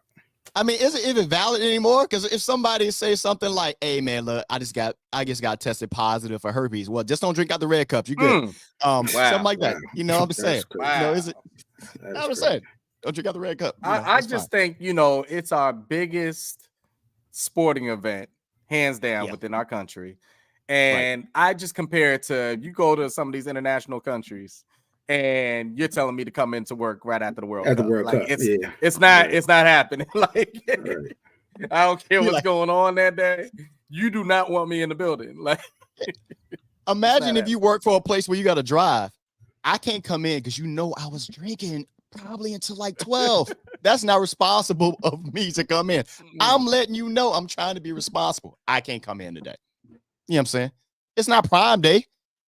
I don't think you really need me today, sir or ma'am, whoever it may be. I'm just saying. I'm just saying. So let's talk about some more. If the Giants was in it, the whole family not go. Like, my child not going to school on Monday. You saying? Child not going to school, and I'll tell the teacher like, "What? Why was it? Because the Giants was in the Super Bowl, and whether we win or lose, facts. We wasn't going there." The question is, why are you there, Brett? I did not work the day. I didn't work either day after the Washington Capitals or the Nats played. I was in the city when this was happening. They were putting whatever they were using. This ain't gonna come out right either way I say it. In DC, to keep idiots from climbing up the poles, they were actually greasing the poles out there in the city, bro. Yeah. I know. Either way, it wasn't going to sound. What was the other one you said? You said the tight ends. You said grabbing tight ends or something. Oh my God, man! I'm just saying, man. Today. It's on the road today. Yeah, for yourself. Oh my God! Let's talk about some more award winners, man. So, a dope scene happened. And you guys probably have seen the social media videos and such, man. This is always a dope time for this, man. And we got to see our 2024 Hall of Fame inductees, which included Dwight Freeney, Devin Hester, Andre Johnson, Julius Peppers, Patrick Willis, Randy Gradishar, and Steve McMichael. And you saw how they do it, man. They show up with the cameras. They show up a current member of the Hall of Fame in the yellow jacket. It's unexpected. They knock on the door, man, and they catch these guys real time. And it's so dope. And I know there's still a lot of people who have not been at the criteria, how they do this thing, man. Whatever. It's still a lot of people talking about Torrey Holt still not making it in. It's quite a few guys. But we did get to see who made it. I don't know which videos you guys saw. I watched all these guys here. The Dwight Freeney one was crazy because he was out there down in Florida playing golf with Michael Jordan, the GOAT himself. And that crazy. Oh, so if y'all haven't seen it, Michael Jordan has a golf facility. I forgot what it's called. Who? Jordan? Michael Jordan, yeah. Oh, of course he do. The upper echelon of folks visit that. When you see it, you report back to me, you'll see what I'm talking about. Man, listen, the facility alone is crazy, but they out there, he hanging out with Michael Jordan. Who can say that? And when he found out, so what's that it was connection? insane. Man, I mean, he was a Jordan brand athlete for the longest time anyway. Okay. Yeah, so it was dope, man. So he said, did they have Cortland Finnegan present the nomination of Andre Johnson? If you know, you know, son. If you know, if you know. So you don't want to mess with him. No, he don't want that, bro. Devin Hester, of course, man, probably the greatest return man of all time. Madden joystick. Yeah, man, insane. Andre Johnson, he was what the prototypical wide receivers used to look like. You don't have that as much now. These guys have gotten smaller, they twitchy and stuff like that, bruh. I say Andre Brown looks like Andre Johnson. Huh? You said Andre Johnson. You said Brown. No, if you heard what I was saying, I said Andre. Oh, you talking about AJ? I mean, yeah, I'm saying AJ Brown. Gotcha. I'm sorry. He has the same build. Okay. Well, he kind of mimics the build of like an Andre Johnson. Got you. He does, man. Like that's how the league was built back then. And once again, he was one of those players that dominant and then just like, all right, fuck it. Yeah, it was done. You know what I mean? Done. Sorry, Gary, I got to bring it up, but like Calvin Johnson, Megatron was just like, right. Yeah, I'm good. I'm gonna go.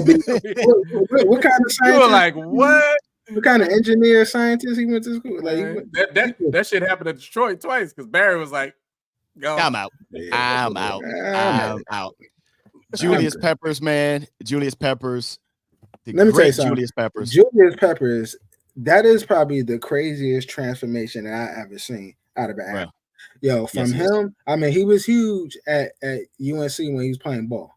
Tar Heels. But my goodness, bro, like, I ain't saying nothing, but I'm just saying, like, that's kind of a crazy job. So he played at Carolina at a time. We know Carolina football was not big like that. But it was so crazy. You watch him play on Saturdays, and then you see him being the power forward center at, on the Tar Heels during time when Dean Smith and those guys, man, and that's a big dude, crazy athletic. That's a big crazy dude athletic. Getting up. Yeah, not getting in front of that. Yeah, it's wild to say the least. Did you guys see? I don't have permission to use the clip. But go back to like the early 90s dunk contest. There was the one that was like for all the NFL athletes. So it had like Deion Sanders in Deion and yeah, man. It lets you know how was Michael Irvin in that joint? Yep, Michael Irvin was in it as well. It shows you how crazy athletic these guys are. So when we throw around that word, bum and trash, stuff like that, bro. Well, no, and that's why I be laughing when I remember there was a question posed. I want to say it was PG. Mm-hmm. They was like, "Yo, could basketball players transition to football players or vice versa? And he was like, yeah, well, the likelihood that basketball players could transition to football players is greater than football players transition to basketball. I was like, hell no, it ain't. Hell no, it ain't. Because I said, yo, you can have a football player who's just big, you can feed him in the post and he be straight. You know what I'm saying? Yeah, is it more skillful game? Absolutely. But you can't, what PG playing? As soft as cotton as these cats is, like you look at them wrong, they get injured. Yeah, there was you ever see Myles Garrett on that court? Exactly. And he out here jumping. Yo, let him jump up and he might hurt somebody, bro. He might hurt something. Like, and I think probably Myles Garrett is the biggest comp to Julius Peppers, pretty much. I mean, that's the biggest comp in that action figure. Yeah, they both look like some action figures. Insane, man. Another one who looked like a action figure, Patrick Willis, who played on that San Francisco 49er team. And he another one that was just like, fuck it. Yeah. But he was a great linebacker. Yeah. Yes, they are, man. So these guys don't realize that they are definitely one of ones of where they're from. So football players are. I'm sorry. Football players are way more athletic than basketball players. You have 300 plus pounders running a five flat. You know what I'm saying? Yeah. That's athletic. Okay. Yes. Yeah, it's regular humans like us. They can't run a 5 flat. We mess around and pull a hamstring, have an asthma attack or some shit. A 325 pounder with a belly flagging you down. I'm good, bro. Hey, you got it. Here you go. Here's my money. Look. I've seen that up close and personal because my brother playing football. My brother Stefan, who played football. So when big guy, he's an offensive lineman, and he and I have raced. I beat him, but it ain't like I smoked him, bro. Yeah. So how many pounds he got over you? Like WSR?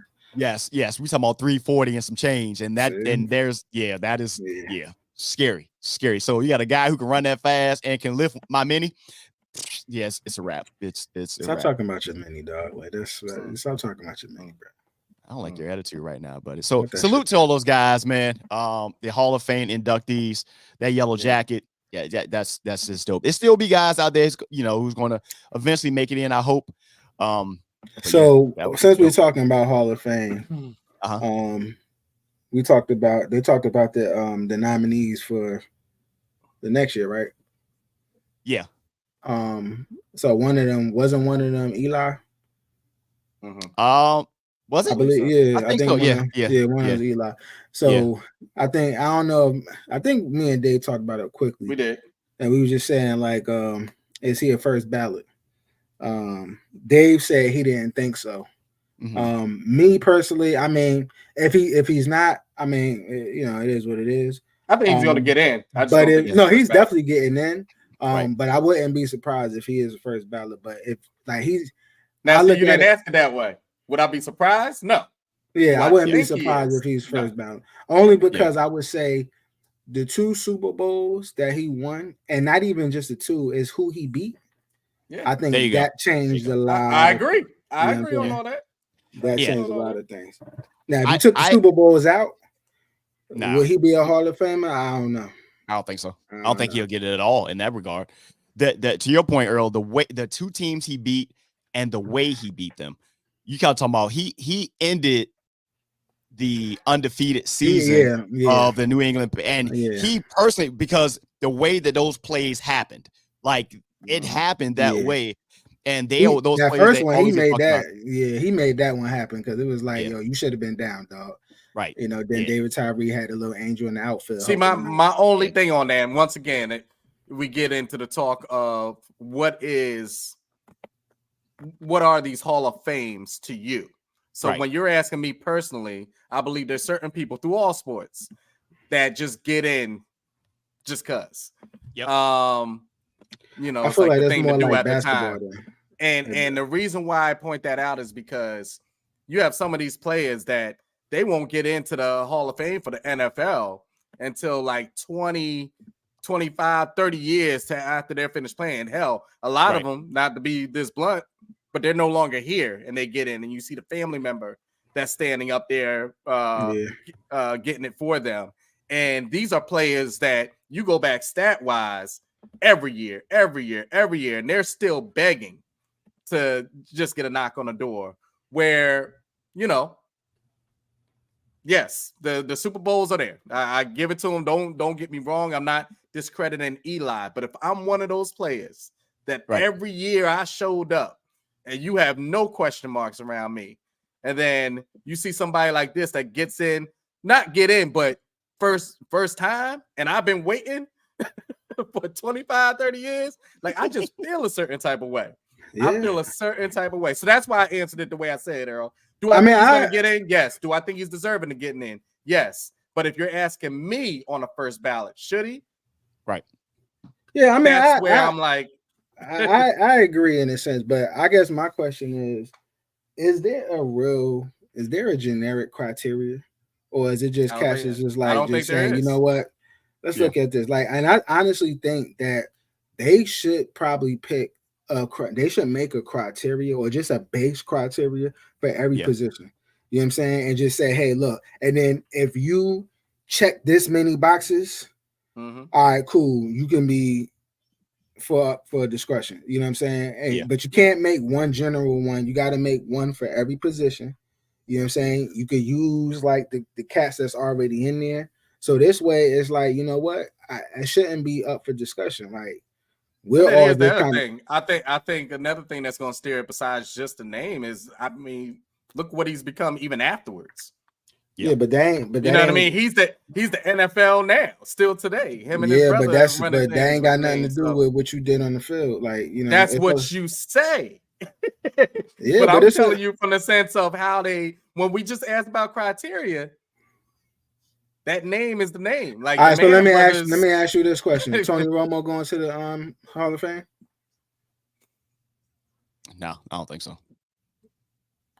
He's an analyst. Like, yeah, I don't think so. Do I think eventually? He shouldn't be going. Well, once again, you're asking me two different questions. Should he, or do I think he will? I can answer both. Should he? Is he going to go? No. Should he be going? No. I don't think so.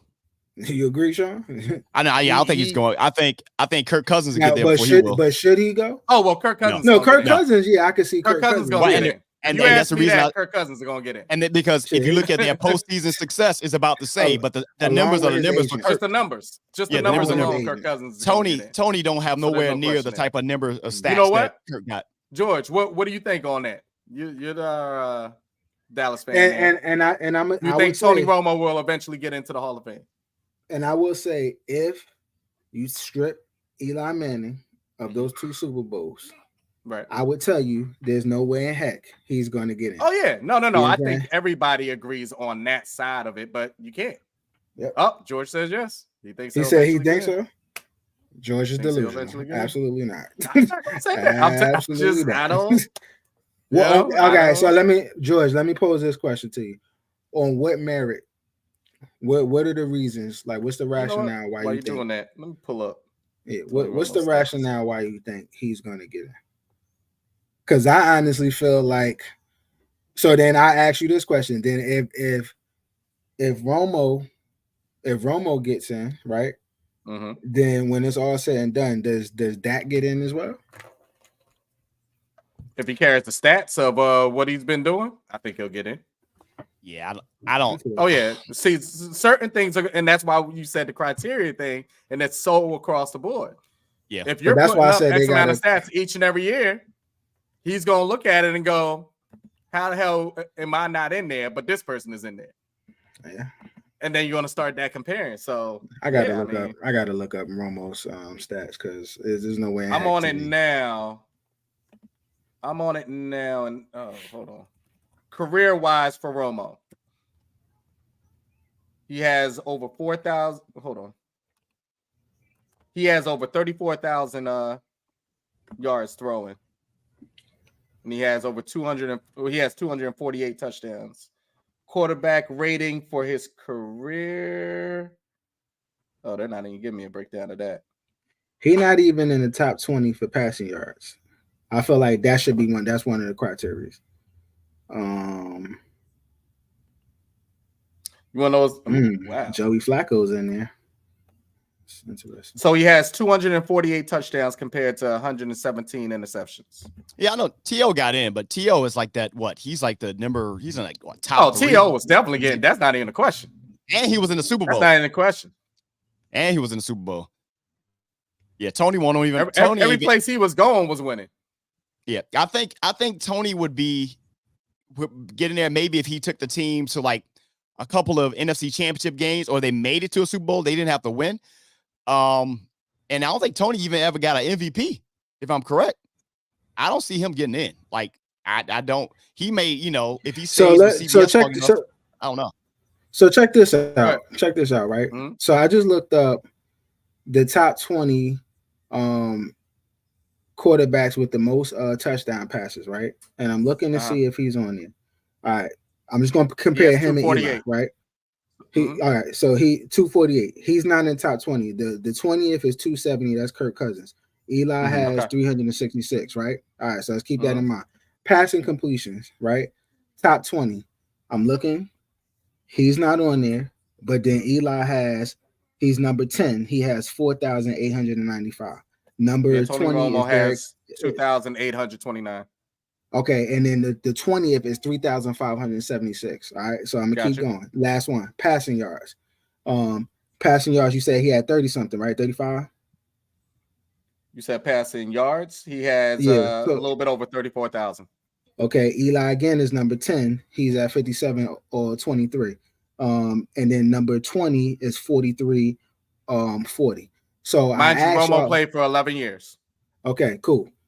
I asked you this again. Because you got people in here. You got Carson Palmer, you got Vinny Testaverde. I want to say that they're in that same realm of how many years that they played. I could be wrong. Go ahead. I want you to ask, and then I'm going. All right. I asked that again. I guess maybe I'm posing this more to George. You're saying his stats. He's nowhere near in the top 20. Shoot, he's not even in the top 25 in those 3 categories that I just told you.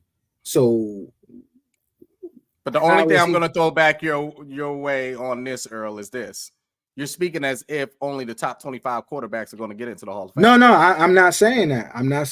I'm just stating if I'm looking at criteria, right? There is no criteria, but I'm looking at what are the 3.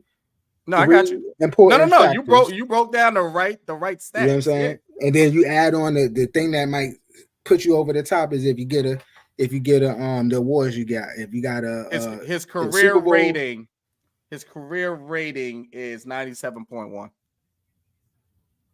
How many seasons he played? You said 11 seasons. 11 seasons. I don't see it. I don't see it.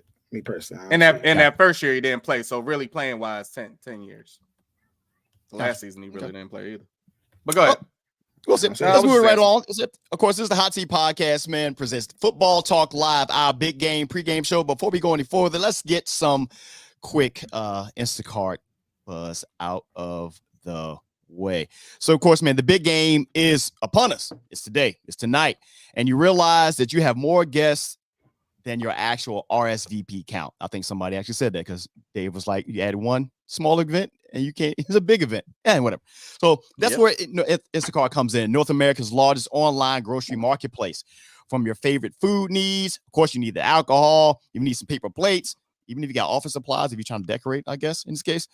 That's where Instacart will connect you with a personal shopper in your area to shop and deliver your order and stay safe with their complete contactless delivery leave at your door option.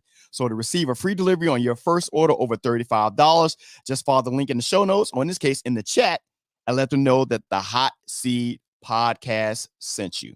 Instacart. So you definitely ain't got to go to the store on Super Bowl Sunday. See what I did there? Oh, man. Let's talk about some other things as well, man. Super Bowl, of course. Now, I think at one point, the Super Bowl used to fall back in January at one point. I feel like they pushed it back more and more. Now it's in February. I think at one point we were like at the end of January. Yeah. Yep. So it falls in February. And what else happens in February? Black History Month. Where am I going with this, Shawn?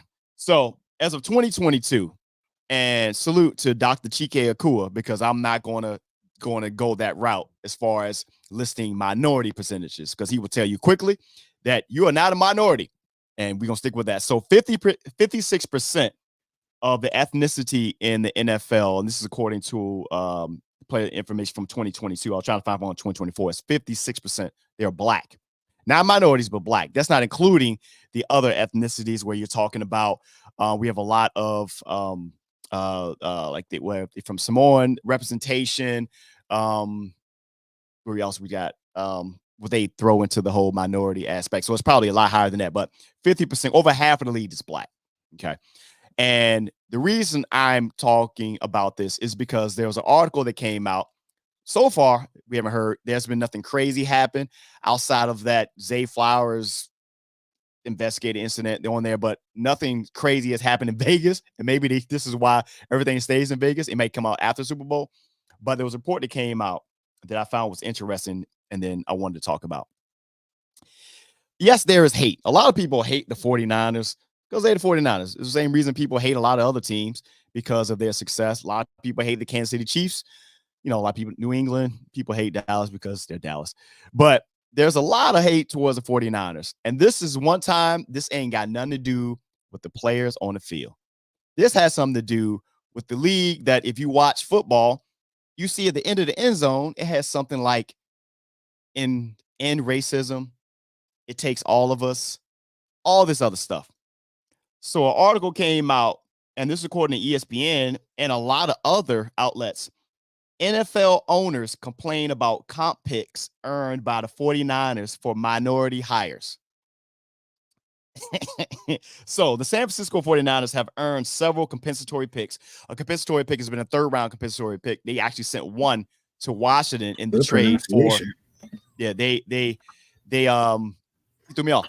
They sent it to Washington for the trade in Chase Young.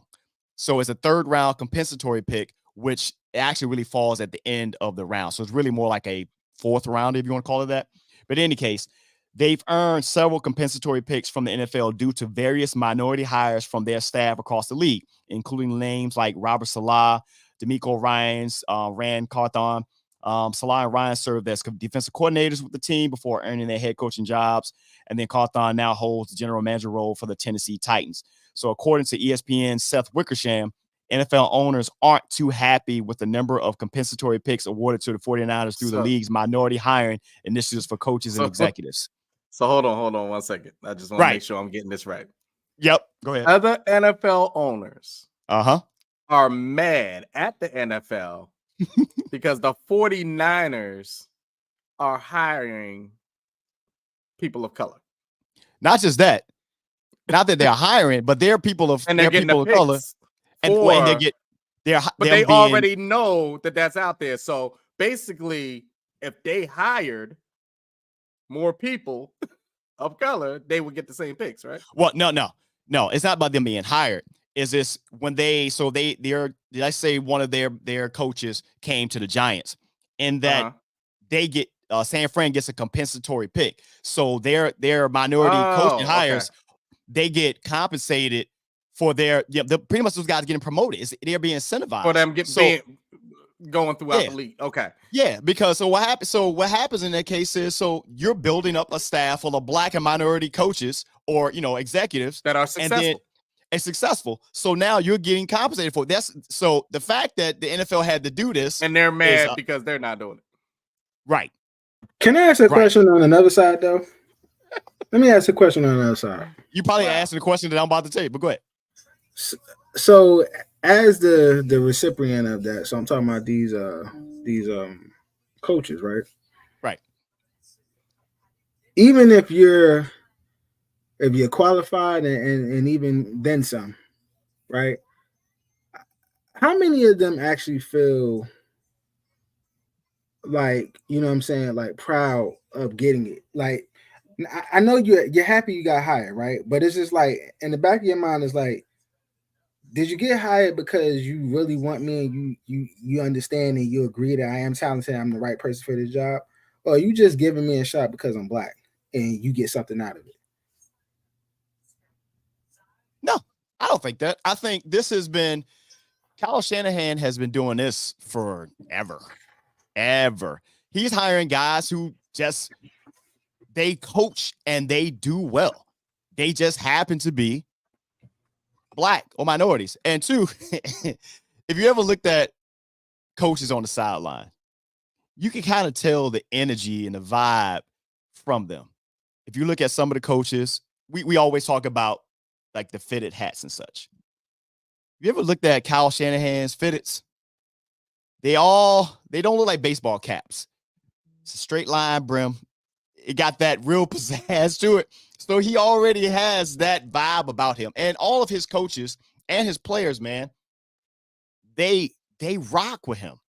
He just happens to have guys who do well in their positions, and they're being compensated for it in that case. So you saying that because he has Negro tendencies?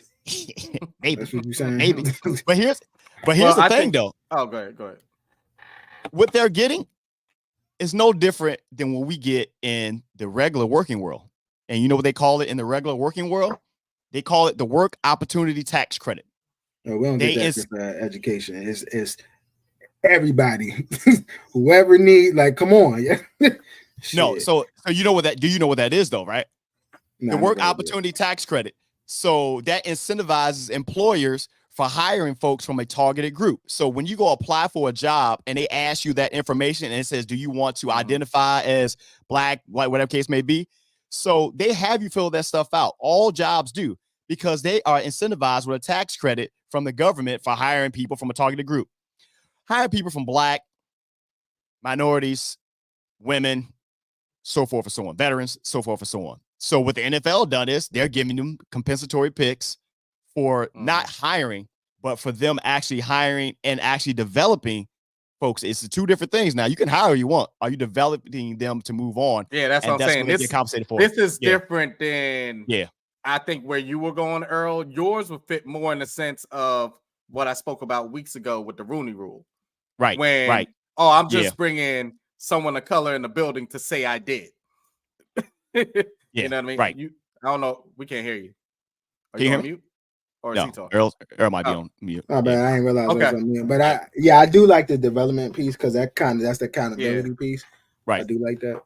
Yeah. So the Rooney Rule more fits what you were just talking about, Earl, when they're like, "Hey, I'm just bringing you in the building because I have to," type things. So I don't get fined as Marshawn Lynch.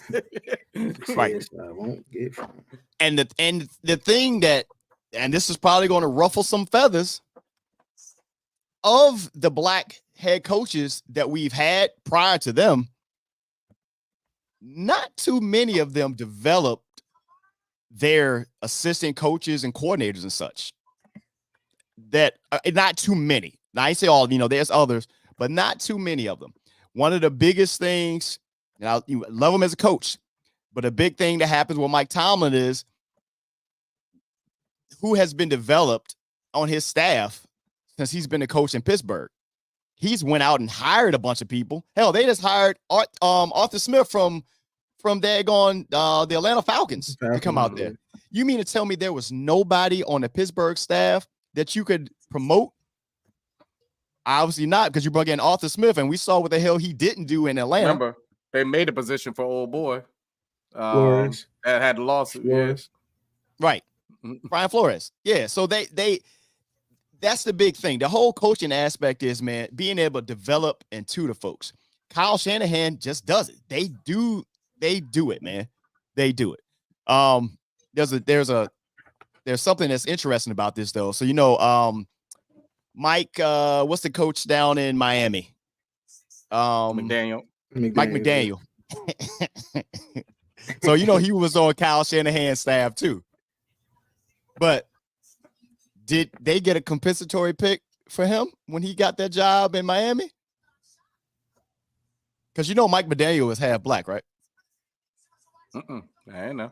Yeah, he's half black. So did they get one for him or no? I'm just saying, did they get, sometimes how this go. Certain people are black when it's needed, and sometimes that's a question for Jay. Jay, do the research on your team, bro. Right. You know what I'm saying? Like sometimes, you black when it's important, and sometimes you know, you the other side when it's not so important, you know, a la Juicy Smoulier, you know, he was down for the folks when, you know, Did they you call needed him him. Juicy Smoulier? Juicy Smoulier, you know what I'm saying? You know what I'm talking about. So I'm just saying. So yeah, so I on a serious matter, and I started like this story comes out, it just happened to be Black History Month, but for teams to still carry those bullshit ass monikers in the end zone in racism, it takes all of us. And for NFL owners to be upset of the amount of compensatory picks that 49ers got for having successful blacks and minorities leave their organization to go elsewhere in itself is I don't even know. So what that means are Wow. these coaches now about to get blackballed because of this report? I wonder. And that's going to be the shame. I wonder. So, yeah, thought you'd take you guys down that serious rabbit hole for a second. Now I want you guys to think about some things. So now everybody might be cheering for 49ers to be like, let's go. That's what I'm talking about. Them hating ass people out there. It's the Hot Seat Podcast, Football Talk Live, big game, pregame show. Let's talk about some more big game fun facts in this case. Of course, we all, you know, a lot of people watch Super Bowl just for the ads themselves. Some of them are good, some of them not as good as they used to be. But all in all, them shits are expensive. So did you guys know the price of a 30-second Super Bowl ad in 2024 is the same as it was last year? $7 million for 30 seconds. I didn't know this. Yeah. And some of those ads ain't worth that. We all remember the QR code that was just bouncing for that 30 seconds. They were talking about how much more it is to have a 30-second ad than what Brock Purdy is getting paid.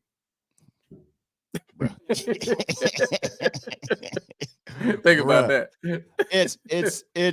It's wild, man. But I used to get excited because, you know, remember the Bud Bowl and everything else that we used to watch. So, but now that stuff doesn't exist anymore. So, yeah, we'll see. Super Bowl time. Okay, let's talk about like some of the best Super Bowl performances, though. Player performances in this case. So every year we have that standout performance. Last year, arguably, it was Jalen Hurts last year, even in a losing effort. He put up over 300 yards, I believe, passing that game, crazy rush yards. And if it wasn't for the fact that his defense didn't understand how to stop the motion from the Kansas City Chiefs, Philly would have had another Super Bowl in their bag. But unfortunately, they weren't.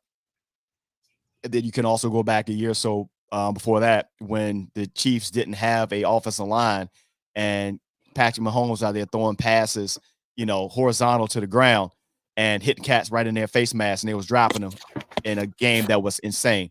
But outside of that recency bias, what do you guys your best Super Bowl player performances?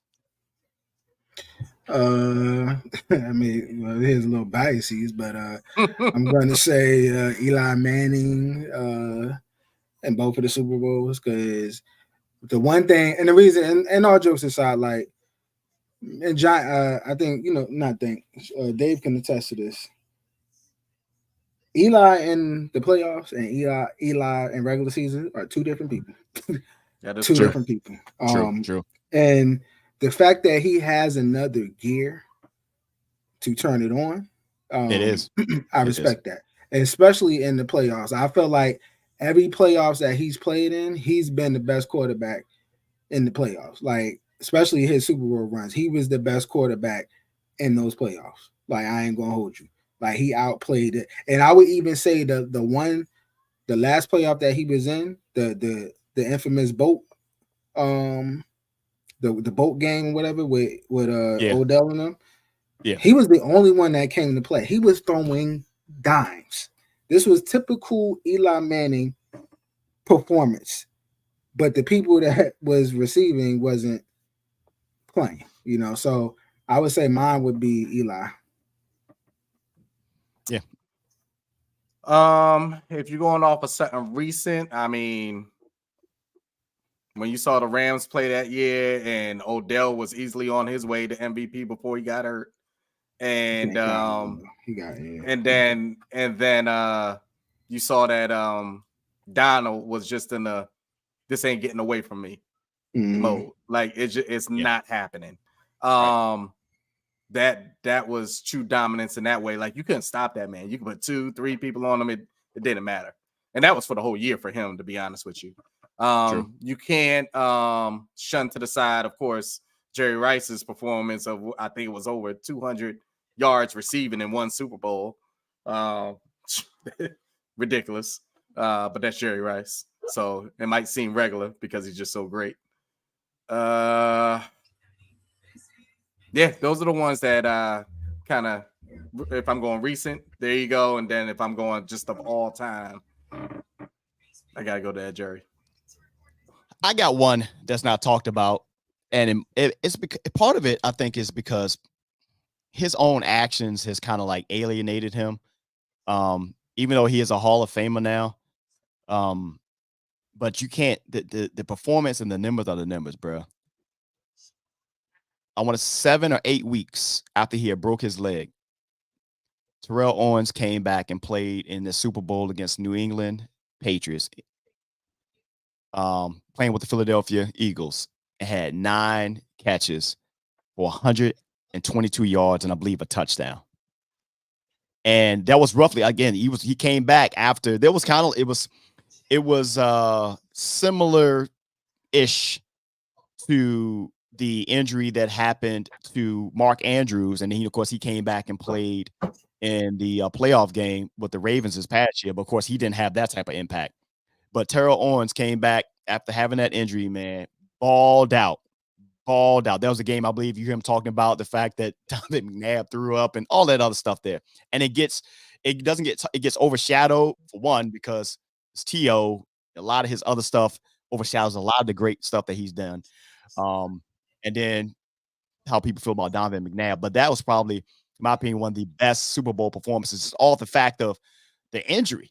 Like, he came out there and, like, he didn't miss a step. I don't know what type of Toradol shots they gave him, but, bruh, he balled out, and they lost against a better team, man. Hey, I gotta throw this one out there, even though it's not a good memory for me. But that's how dominant this team was. The Ravens. That Baltimore Ravens defense 2001, bro. Yeah, facts. Hey, all of them. All of them. Man, there was absolutely nothing. Left no crumbs. I remember it like it was yesterday. Me too. I'm sitting back, mind you, in college, sitting back with my peoples, surrounded by a lot of Ravens fans, Eric being one of them. And I remember us starting a spades game. And I said, turn that shit off. Let's just play spades. Like, that's how bad they whooped us. But that's how bad they whooped the whole season. Everybody. The whole season. The defense carried them the whole. I mean, the defense was winning games. They was putting up more in some situations than the offense. But yeah, I will agree. So much so that they had the special for it. Yeah, I will agree with that. Because I remember that I was in high school and I flipped something in the room. My father came out like, what the hell? So yeah, you want to talk about a dominant Super Bowl performance? Yeah. That Ravens defense. Yeah. It was 30-something-7. Yeah. It was 34-7. 34-7, yeah. One more that was scored iconic. On special teams. That was one more that was iconic for what happened in the game. And this was the infamous power outage game between the Baltimore Ravens and the now San Francisco 49ers. But something, again, outside things overshadowed his greatness. Colin Kaepernick in that Super Bowl game was bananas. And they ended up losing that 34-31. If it wasn't for a great defensive play, man, that throw to Michael Crabtree that, it was a good defensive play as well. He had over 300 yards in that game. He had that one pick, but that wasn't one of the ones that broke the camel's back, nothing like that. But it was a game where if he was to have won that Super Bowl, everything that came after that, in my opinion, wouldn't even matter. Whether it's the kneeling and all this other stuff, it would not even matter. And he wouldn't really just be blackballed and kind of like damn near erased for what he did in the NFL. That one game would have changed the entire outlook on him, because you can say what you want about him, but you also have to add the adjective Super Bowl winning quarterback, and more than likely the MVP, Colin Kaepernick, kneeled on the sideline for, from there. So that one thing changes the entire narrative around them, man. Which was unfortunate, to say the least. I think every quarterback that beat Brady had a Super Bowl. You had to. Yeah. You had to, man. That actually boosts Brady up more. Facts. Yeah. You had to. Yeah. And let's go right into that, man. I did create the graphic up, and let's go into the fact that move from there to who has the most to prove. And I'm going off of what he just said with Brady. You can't talk about the 49ers and Kyle Shanahan and I'll talk about how they come up short, even though he was the OC at the time. And again, Dan Quinn, who's now the current head coach of the Washington Commanders, was part of this as well. So whoever made the call, but at the end of the day, and then you also look at some of the failures or meltdowns or whatever you want to call it for the 49ers the last few years, whether it's the NFC Championship game or whether it was the Super Bowl. The one that stands out the most, again, he was the OC, the 28-3 game. Atlanta in the Super Bowl against the New England Patriots, and they fell apart. And that was one of the several Kyle Shanahan, misses. So when you ask who I think has the most to prove in this Super Bowl, I don't think it's a player. I think it's a coach. And I think he has the most to prove, especially if his game plan gets out of whack and he doesn't adjust to what Kansas City is doing, and if they ultimately end up losing. So that's me. Yeah, I would change up. I wouldn't even say coach that got more to prove. I would say the player that got the most to prove is Brock Purdy, because Brock Purdy is Mr. Irrelevant. Brock Purdy is playing for a contract, and even if it's not here, everybody's watching to see if he could be, that starting franchise QB. You know what I'm saying? Right now, you put respect on Brock Purdy's name because you've seen like the last two games, especially the last one where they were down. And even in the sense with Green Bay, they were down, and he kind of put the team on his back, you know what I'm saying? Doing what he needs to do.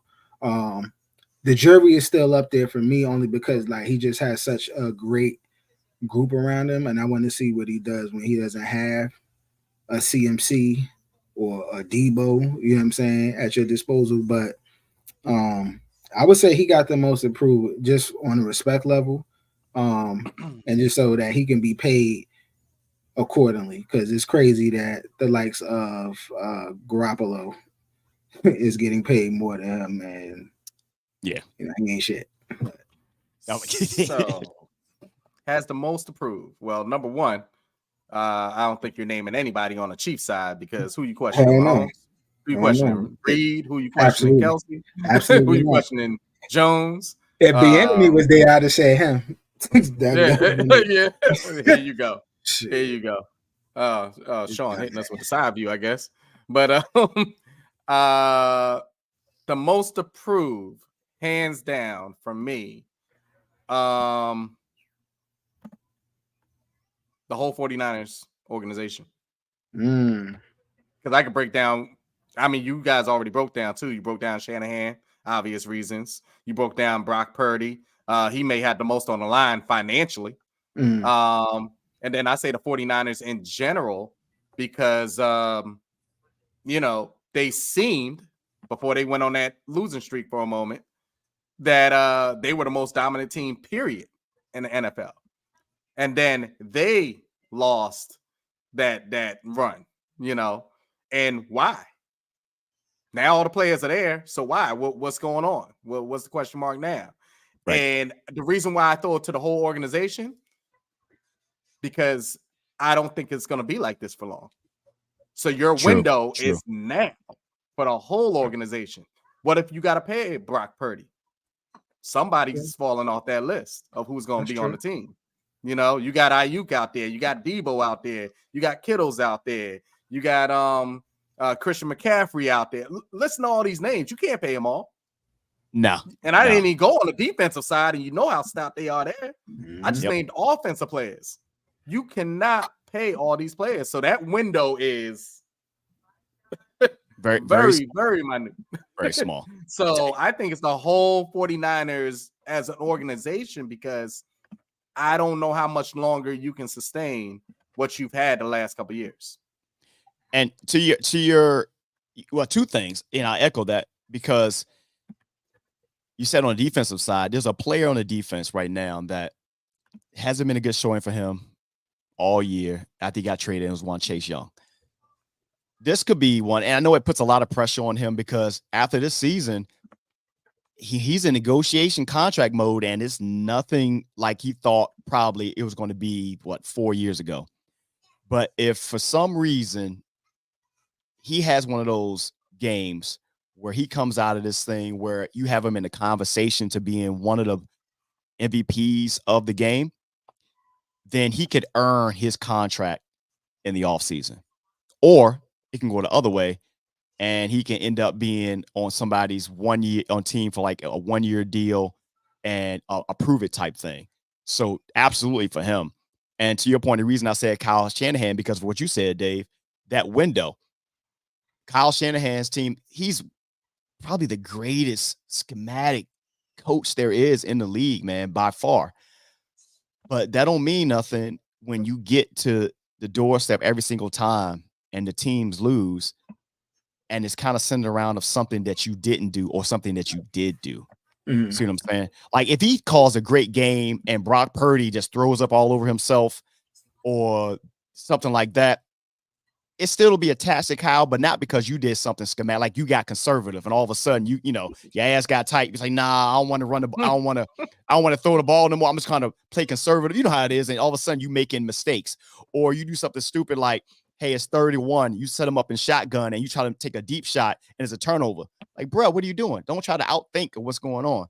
So you start looking at, they start bringing up old stuff. Like, how come you can't develop your quarterbacks to be better in the big moments?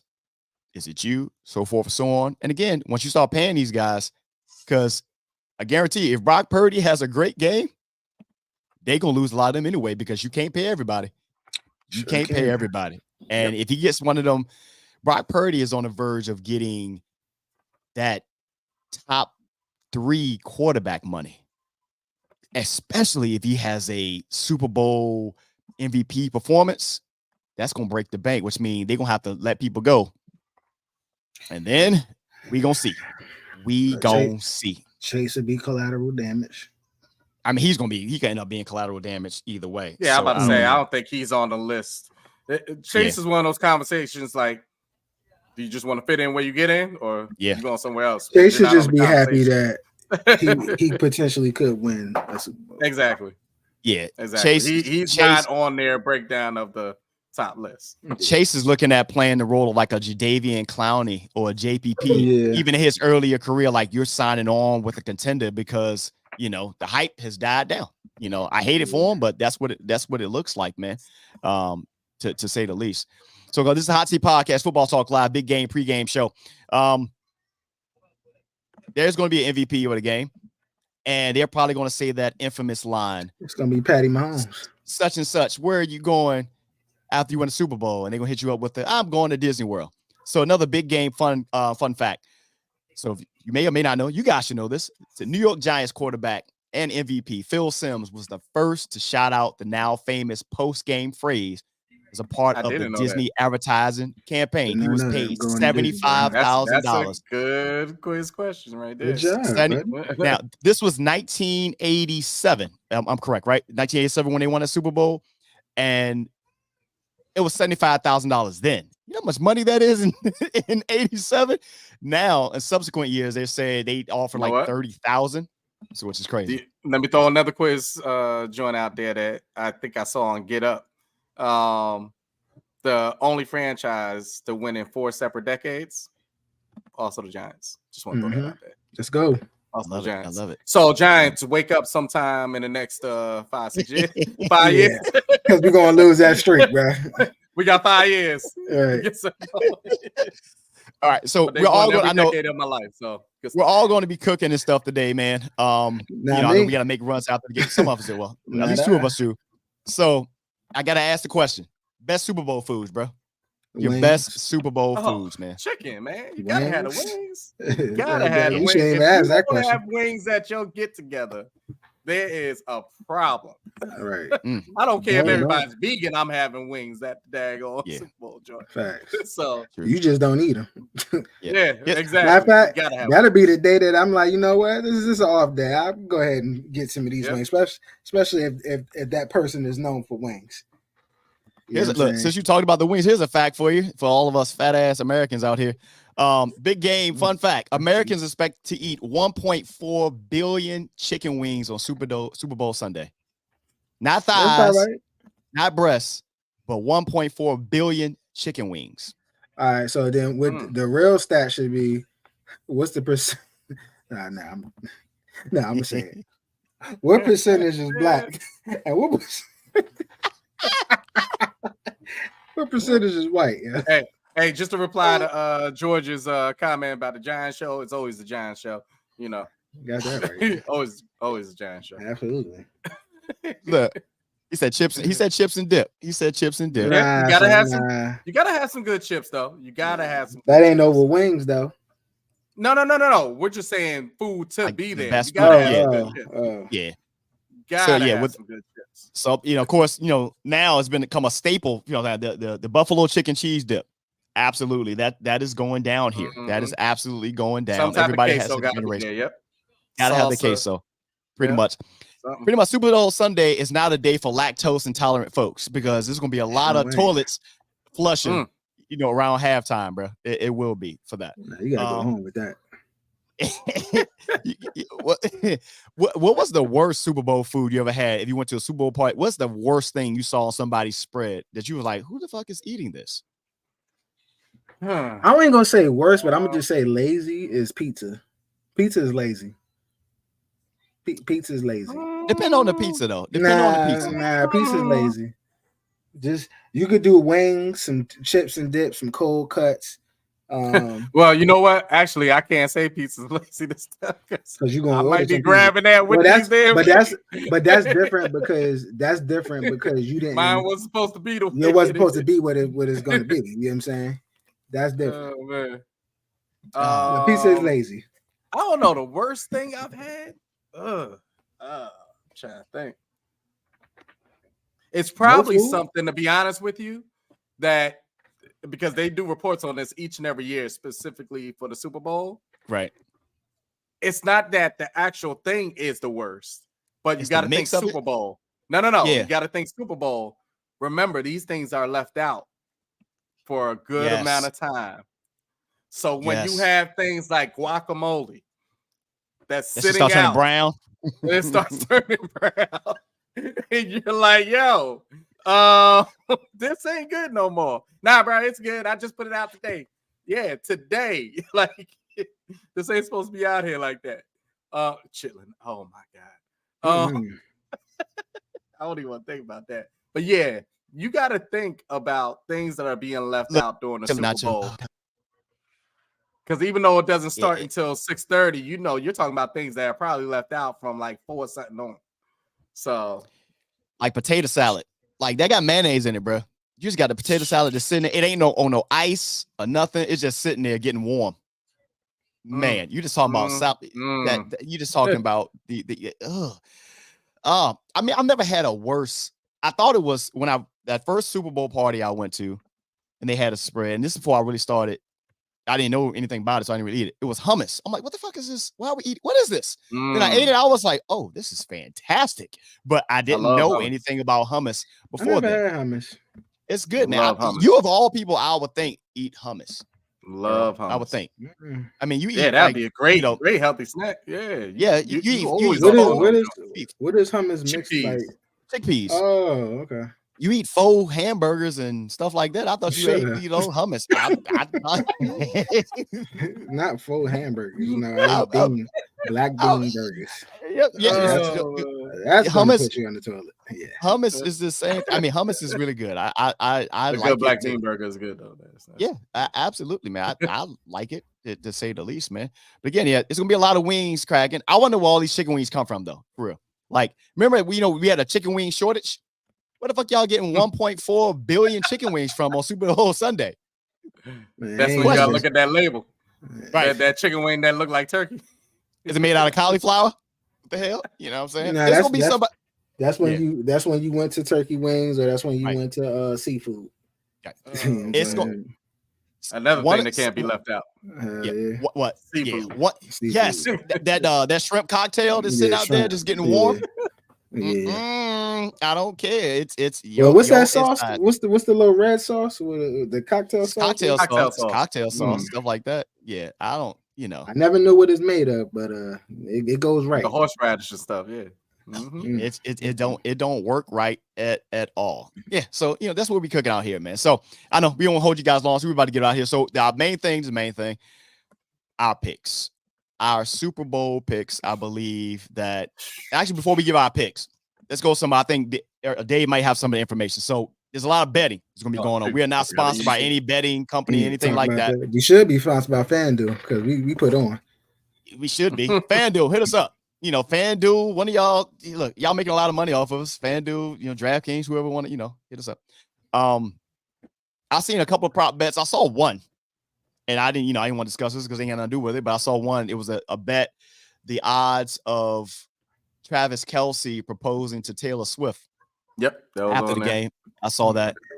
And then you get weird ones like, they get ones like how many wings. I think I even saw that. How many wings will be eaten on Super Bowl Sunday. I've seen how early would they show Taylor Swift for the first time. 7 minutes was the line. Is it over under? That's the only thing I'm gonna be happy about. Take the under because you know that they're gonna show her. Heck yeah.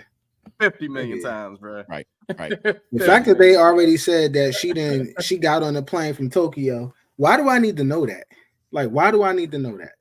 That's love, bro. That's love. Nah, that's love. Listen, I will throw out there that if the 49ers are to win, McCaffrey definitely has to score multiple touchdowns. So if you're feeling that way, if you're trending the way of the 49ers, that's a bet that you got to play. McCaffrey for multiple touchdowns. Here's the bet. I'm sorry. It's one No. that I wanted to see, and I haven't seen it, but it's so many betting sites. The first song that Usher comes out with, the first song that Usher starts the halftime show with.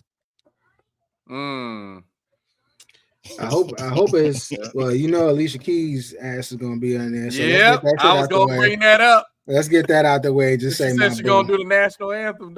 No, she not. No, she not. I'm joking, Earl. I'm joking.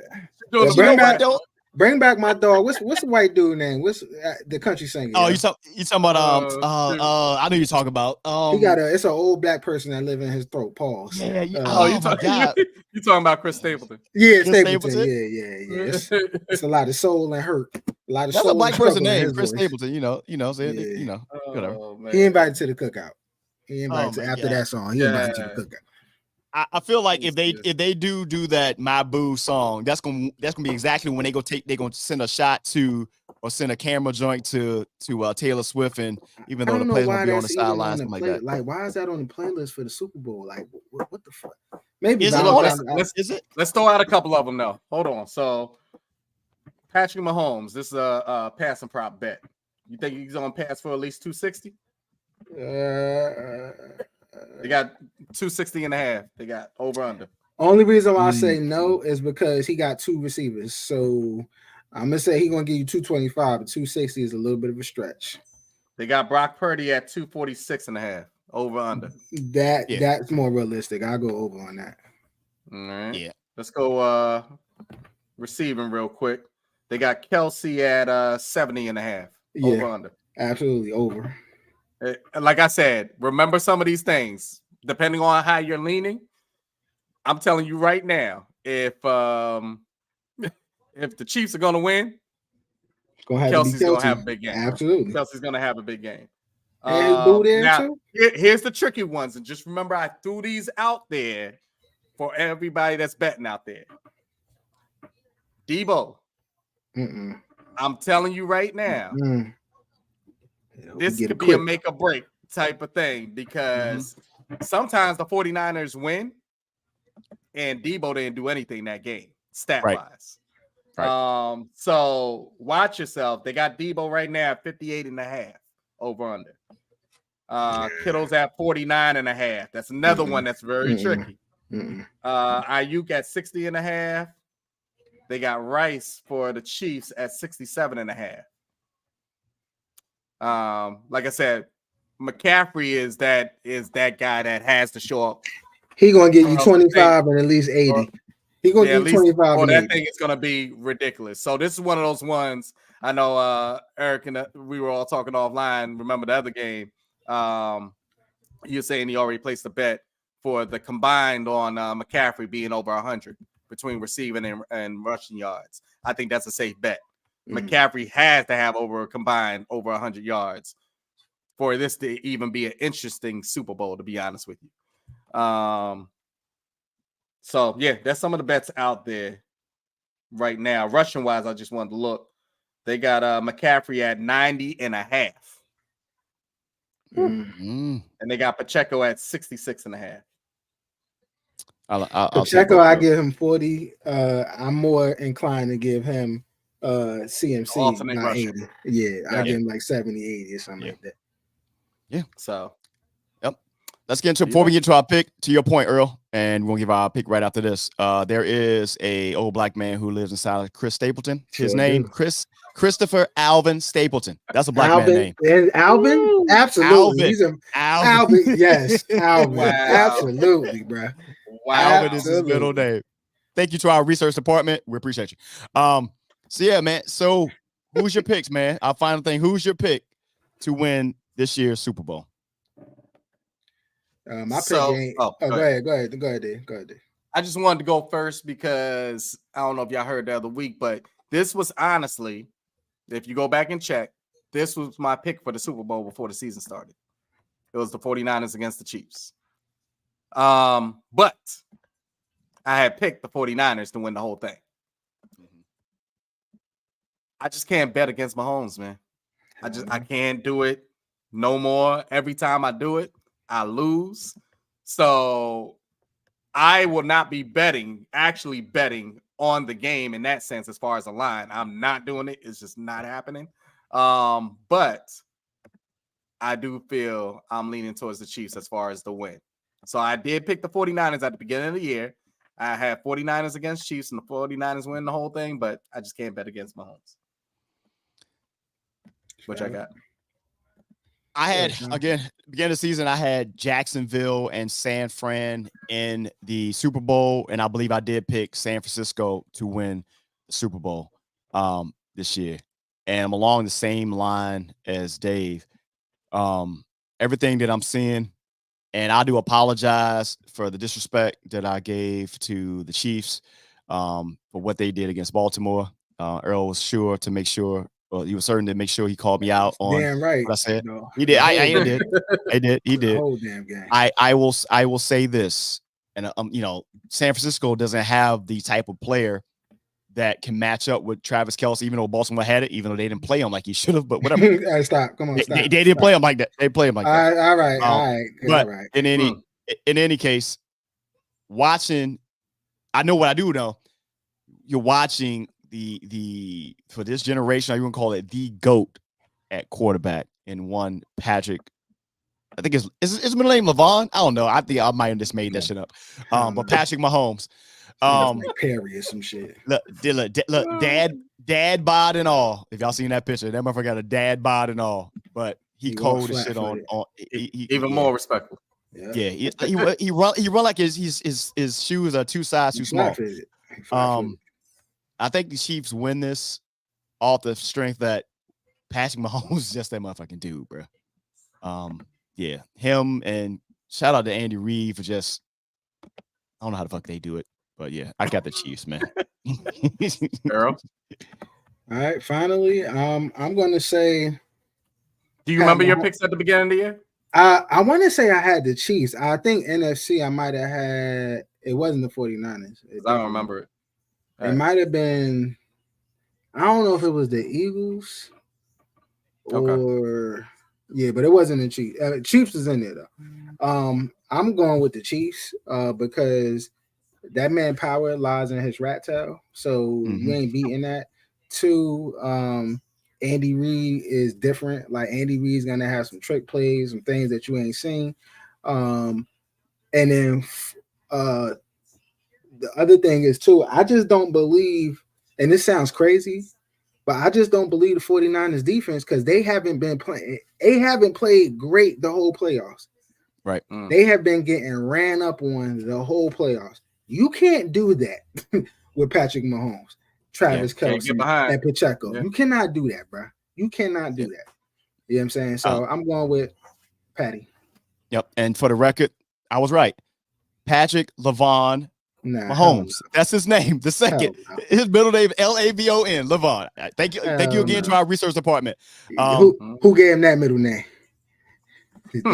His dad, but we're not talking about that right now. We're not talking about that. His dad gave him that was a man that he was playing guitar in one of them clubs. Yeah. And that's a story for another day. If you guys saw man. Down there. Y'all are ignorant. Again, man, this is the Hot Seat Podcast, Football Talk Live, Big Game Pregame Show. We appreciate you guys tapping in with us today. Enjoy your Super Bowl Sunday. Again, make sure you guys follow us on Instagram and Facebook at the Hot Seat Podcast. And be sure to subscribe on YouTube at the Hot Seat Podcast. And if you haven't already, go ahead and subscribe to that Hot Seat Podcast Plus so you guys can get exclusive access to our NFL Watchcast in April. What you got? Side note, I can speak for everybody here at the Hot Seat Podcast. Mel Kiper, please stop doing mock drafts. Let's keep it going. Please. Ours is better. I ain't gonna lie to you. Yeah, use ours. I feel like we should. I feel like we should wear student ties. We should wear student ties for the draft watchcast this year, just because. I don't know. That's just me. I don't know if you want to. That's gonna be just you. Yo, it's the Hot Seat.